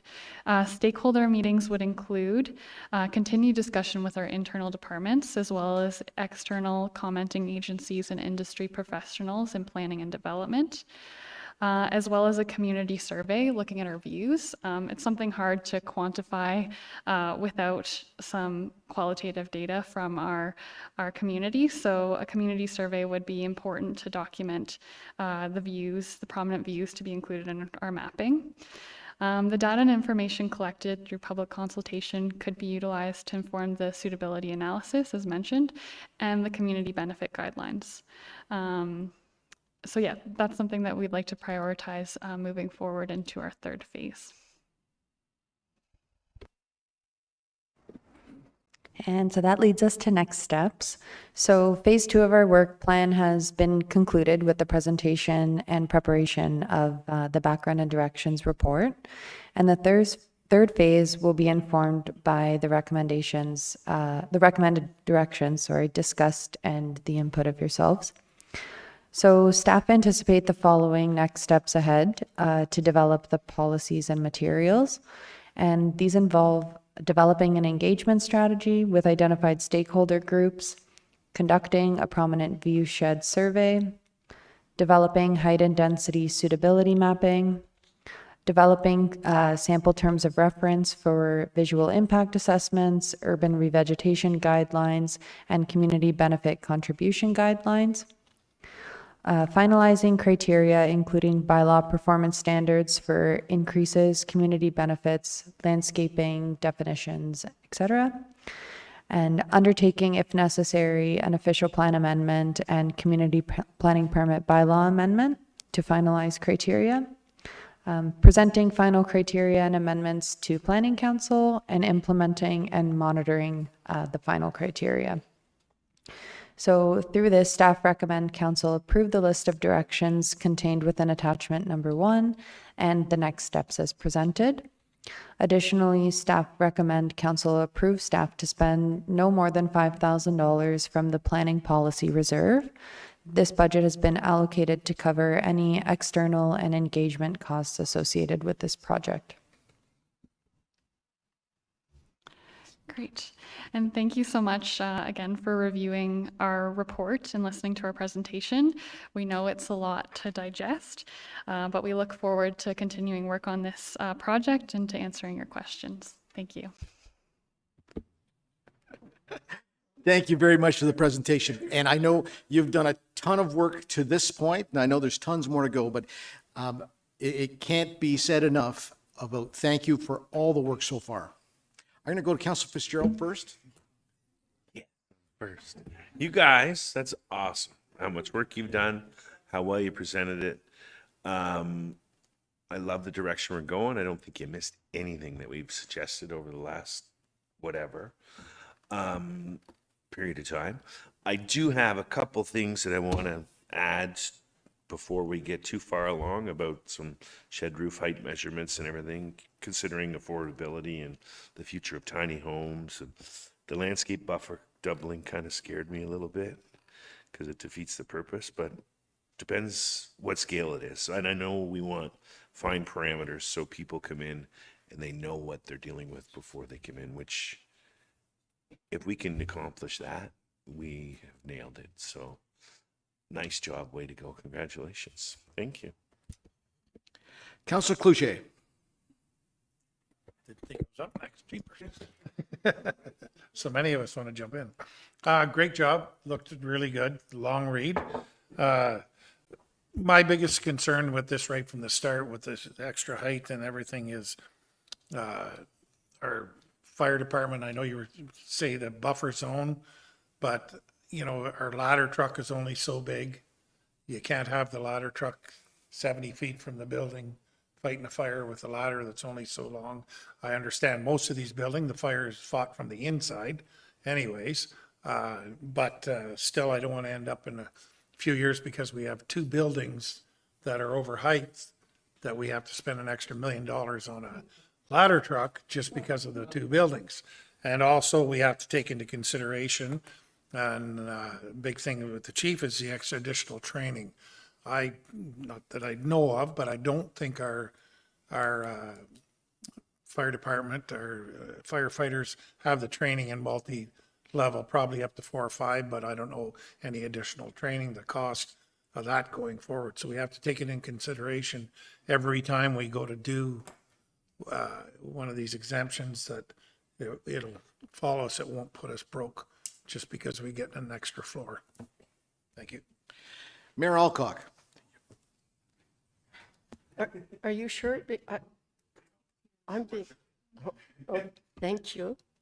Thank you, Chair Stone. And ditto. I have to say, reading this report, what fantastic, really, really great job. And it's a lot of work. It reads like it's a lot of work. And the fact that you went as far as you did for all of the examples and extracted what you did and came up with a synopsis that I really love the direction. I know you couldn't refer to all of the things in the background that I furiously took notes about because it had to tighten your presentation. A couple of things that I did want to follow up on, and that is, in the background you made reference to the community benefits typically being done at the end of the consultation, and that ideally it's right up front. And I love that because I believe that would change the narrative when applicants come forward. And if we have a set rule of guidelines, we say, here are the things that we would benefit from if you would consider, and the height comes with that, right? So I think that is really great, and I love the direction on that. I echo a little bit of what I heard across the table on the proposal around, and I know it might be slightly difficult.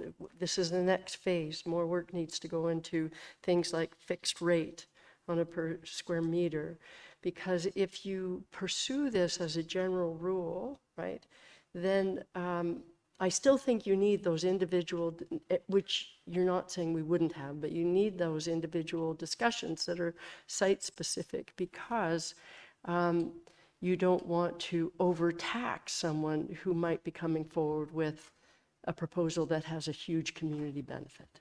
So that one I think requires lots of thought, and I know you both know that.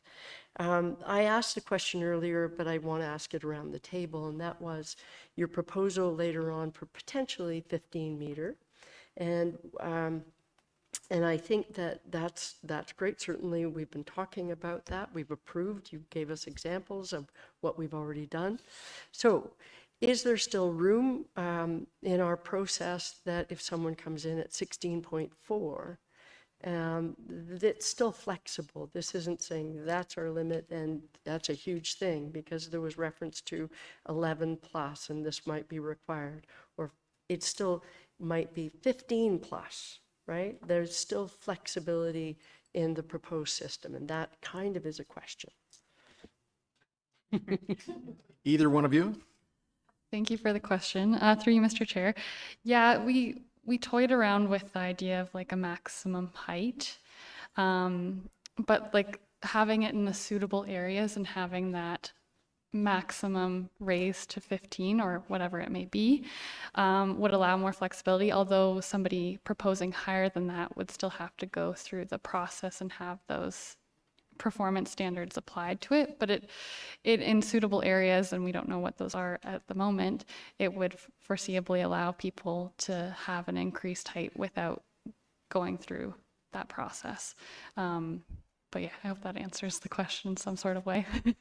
It certainly does. It's saying, yes, we still have a process. We still, I can't say enough. There are a lot of things I would ask you about, and I don't want to do it around the table, but I just think this is a great report. Thank you both. Councillor Renwick. Thank you, Chair Stone, and thank you, ladies, for the presentation. And I want to include Richard in there as well. I know that he's silently sitting back there losing notes, but I know that he did a lot of work with this as well. The thing that I want to comment on is, like, I love the discussion that we're having around the table, and the work that you've done will, allow us to move forward with this, with density and with height. The thing that I worry about is that the communication that goes out to the public, and they will jump upon the fact that height and density will change the look and feel of our small town. So I think it's really important for us as a council to be very clear on our communication as this goes forward. And I know we will do that, but I just want to make note of it, that it's something that I could already see the headlines, of how we're changing the town. But I love the fact that we're doing it slowly and that we're doing it in stages, and that you're talking to stakeholders. And it's, so thank you for the work that you've done, and let's, we support you as a council for what's going on. So, but communication, very important. Excellent point. Councillor Clark. Thanks, Chair Stone, and thanks for the report. There's so much good information in it, like everybody else has said. And I'll piggyback a little bit on what Councillor Renwick has said. I think we're proceeding with caution on this, which is a good thing. I've had, more than a few conversations with people that I would say have concerns about it. That they're concerned that it may turn Huntsville into something that they don't want to see. And so caution is important. And I think that's what we're doing here today. We're trying to do that. I think for this policy to see success, it's all going to come down to making sure that the builds with increased heights are built in locations with low visual impacts, which we've all talked about, and that the builds have a focus on rental more so than ownership. I think those are two important keys to get public buy-in on this proposal. And as Councillor Renwick said, public consultation is going to be a key and very important, because we need to get public support in order to move ahead with something like this. So how we go about that will be a third key in this policy.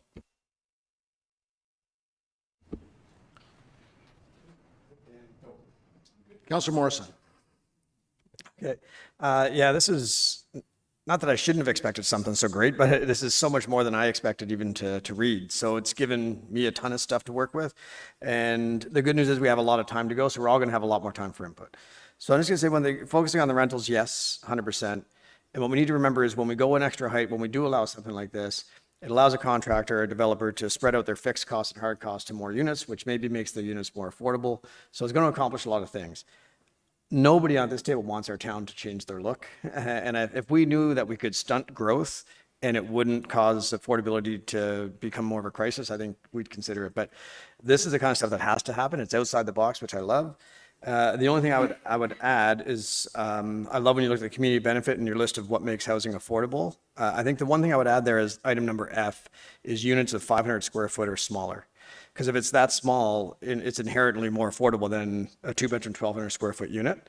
So if someone's going to build another floor and they're going to have more units that are small, I think I'd be very in favor of that.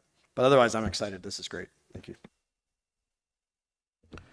All right, I see no other hands. Thank you again for all your hard work. All right.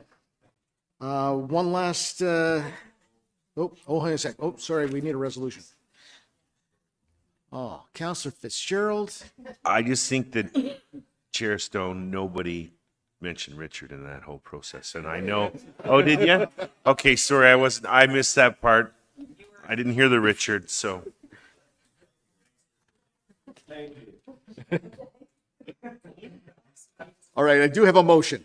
Moved by Councillor Morrison, seconded by Councillor Schumacher. Be it resolved that report DEV 2024-35, criteria for increased height and density background review and direction be received by Planning Council, and further that staff be directed to undertake actions and recommendations in accordance with directions as outlined in attachment number 1 to report DEV 2024-35. And further that staff be directed to undertake an official plan amendment and or community planning permit bylaw amendment to implement the finalized evaluation criteria for increased height and density as necessary. And further that staff be authorized to spend no more than $5,000 from the Planning Policy Reserve on any external costs associated with this project. Comments or questions? All in favor? Wahoo!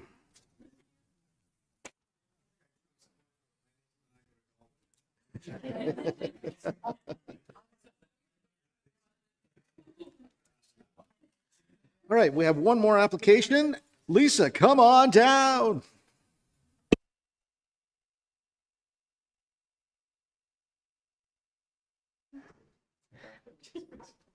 Thank you, and through you, Chair Stone. The property which is the subject of this application, is located at 50 Clovely Road. This property is within the waterfront designation of the official plan and the waterfront residential 60-meter WR1 precinct in the community planning permit bylaw. The property fronts onto Lake of Bays and is accessed via Clovely Road, which is a private road. The purpose and effect of this application is to permit an addition to an existing private cabin. So I've just circled in red where the addition will be. A Class 3 council variation is required as the addition would increase the accessory lot coverage to 7.4%, where 5% is permitted as of right, and increase the ground floor area of the private cabin to 145 square meters, where the maximum permitted size of a private cabin is 60 square meters. There is an existing private cabin on the property, which is a permitted accessory use. In this case, the applicant is proposing to build an enclosed swimming pool with a change room, sauna, and a bathroom as an addition to the existing private cabin, and I've just circled the approximate location of where that would go. An enclosed swimming pool is also a permitted use, and constructing it as an addition to an existing structure keeps building envelopes on the property contained to a minimal area. Policies of the official plan regarding lands in the waterfront designation speak to supporting linear, low-density shoreline residential development that respects the character and natural setting of the waterfront area.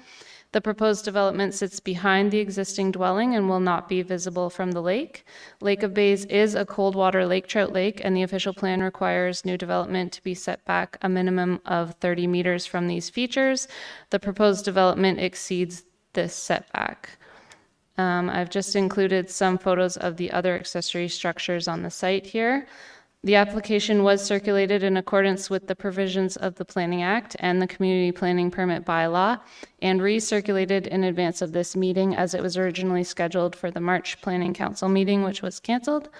No objections were received. Given the analysis of the town's policy and the proposal, the application appears to conform with the intent of the official plan, is consistent with the provincial policy statement, and meets the applicable criteria for approval under the CPP bylaw. As such, staff are recommending the application be approved, and I would be happy to answer any questions you may have.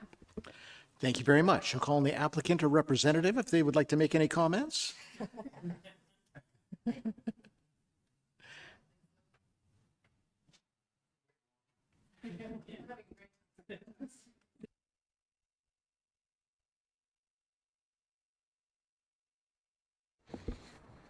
Thank you, Council, for hearing us today. Emily Thaler, representing Melissa Markham Planning and Associates, 1025 Rebecca Lane, Huntsville, Ontario, P1H1J6. At 4:30, I'm not going to beleaguer the point. I think you made a good presentation. It's a fairly straightforward application for an addition to the sleeping cabin, not to be an addition as you would use, like it's not going to be accessible through the cabin. It'll be sort of a separate structure, but constructed, obviously sharing a wall with the existing cabin. 200 feet from the shoreline itself, so not visible from the water for the most part, I think, at all. A really well kept lot, extremely well kept, I would say, in terms of what we want to see in Muskoka, all the mature trees and very little landscaping. Side yard setbacks and rear setbacks aren't an issue.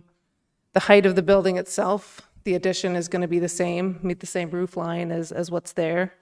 So will be very, very minimal impact in that regard. Yeah, I'm happy to answer any questions. Perfect. Council, any comments or questions? Deputy Mayor Armour. Thanks, Chair Stone. Just a quick question. I would assume it's just going to be using the same, probably already has a washroom, shower, et cetera in it. Or is that going to be new? Through you, Mr. Stone. The addition will be constructed with a bathroom and a change room and a sauna inside of it. I do not have information whether the sleeping cabin itself has a washroom. I don't believe so, but don't quote me on that. So the current system will handle the new washroom? That is correct. Not seeing any other hands. Moved by Councilor Cloutier, seconded by Deputy Mayor Armour. Be it resolved that Planning Council provisionally approve Community Planning Permit Application CPP 2024 HTE, the purpose and effect of which is to provide relief from sections 2.3.5 and 4.3.3 of the Community Planning Permit Bylaw 2022-97 as amended. 2, increase the accessory lot coverage from 5% to 7.5%. Increase the maximum permitted ground floor area of a private cabin from 60 square meters to 146 square meters and limit the habitable space permitted to be used as a private cabin to 60 square meters, all to facilitate an addition to an existing private cabin for an enclosed pool. Conditional on the owners confirming to the satisfaction of the town of Huntsville that the existing boathouse on the lot is not being used as a private cabin.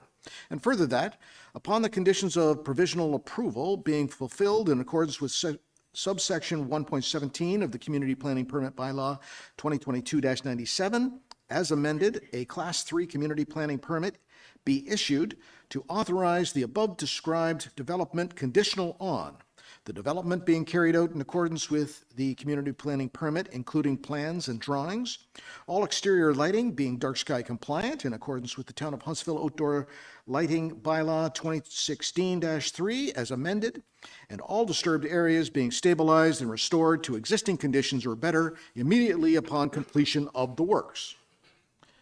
Comments or questions? All in favor?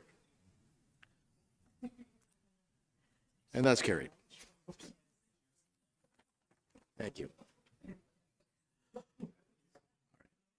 I'm going to go to Director Maxwell now. Thank you, Chair Stone. I just wanted to let council know that today is the last meeting that Manuel will be attending, as he is finishing his employment with us, unfortunately, at the end of the week. And to thank him for all of his hard work and all of his contributions to the town. The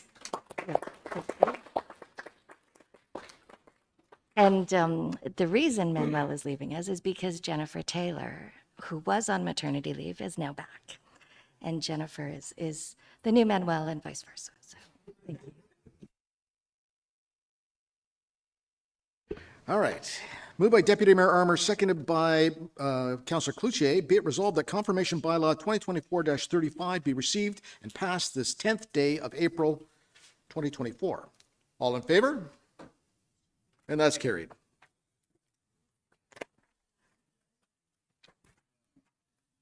And finally, moved by Councillor Schumacher, seconded by Councillor Morrison. Be it resolved that we do now hereby adjourn at 4:43 p.m.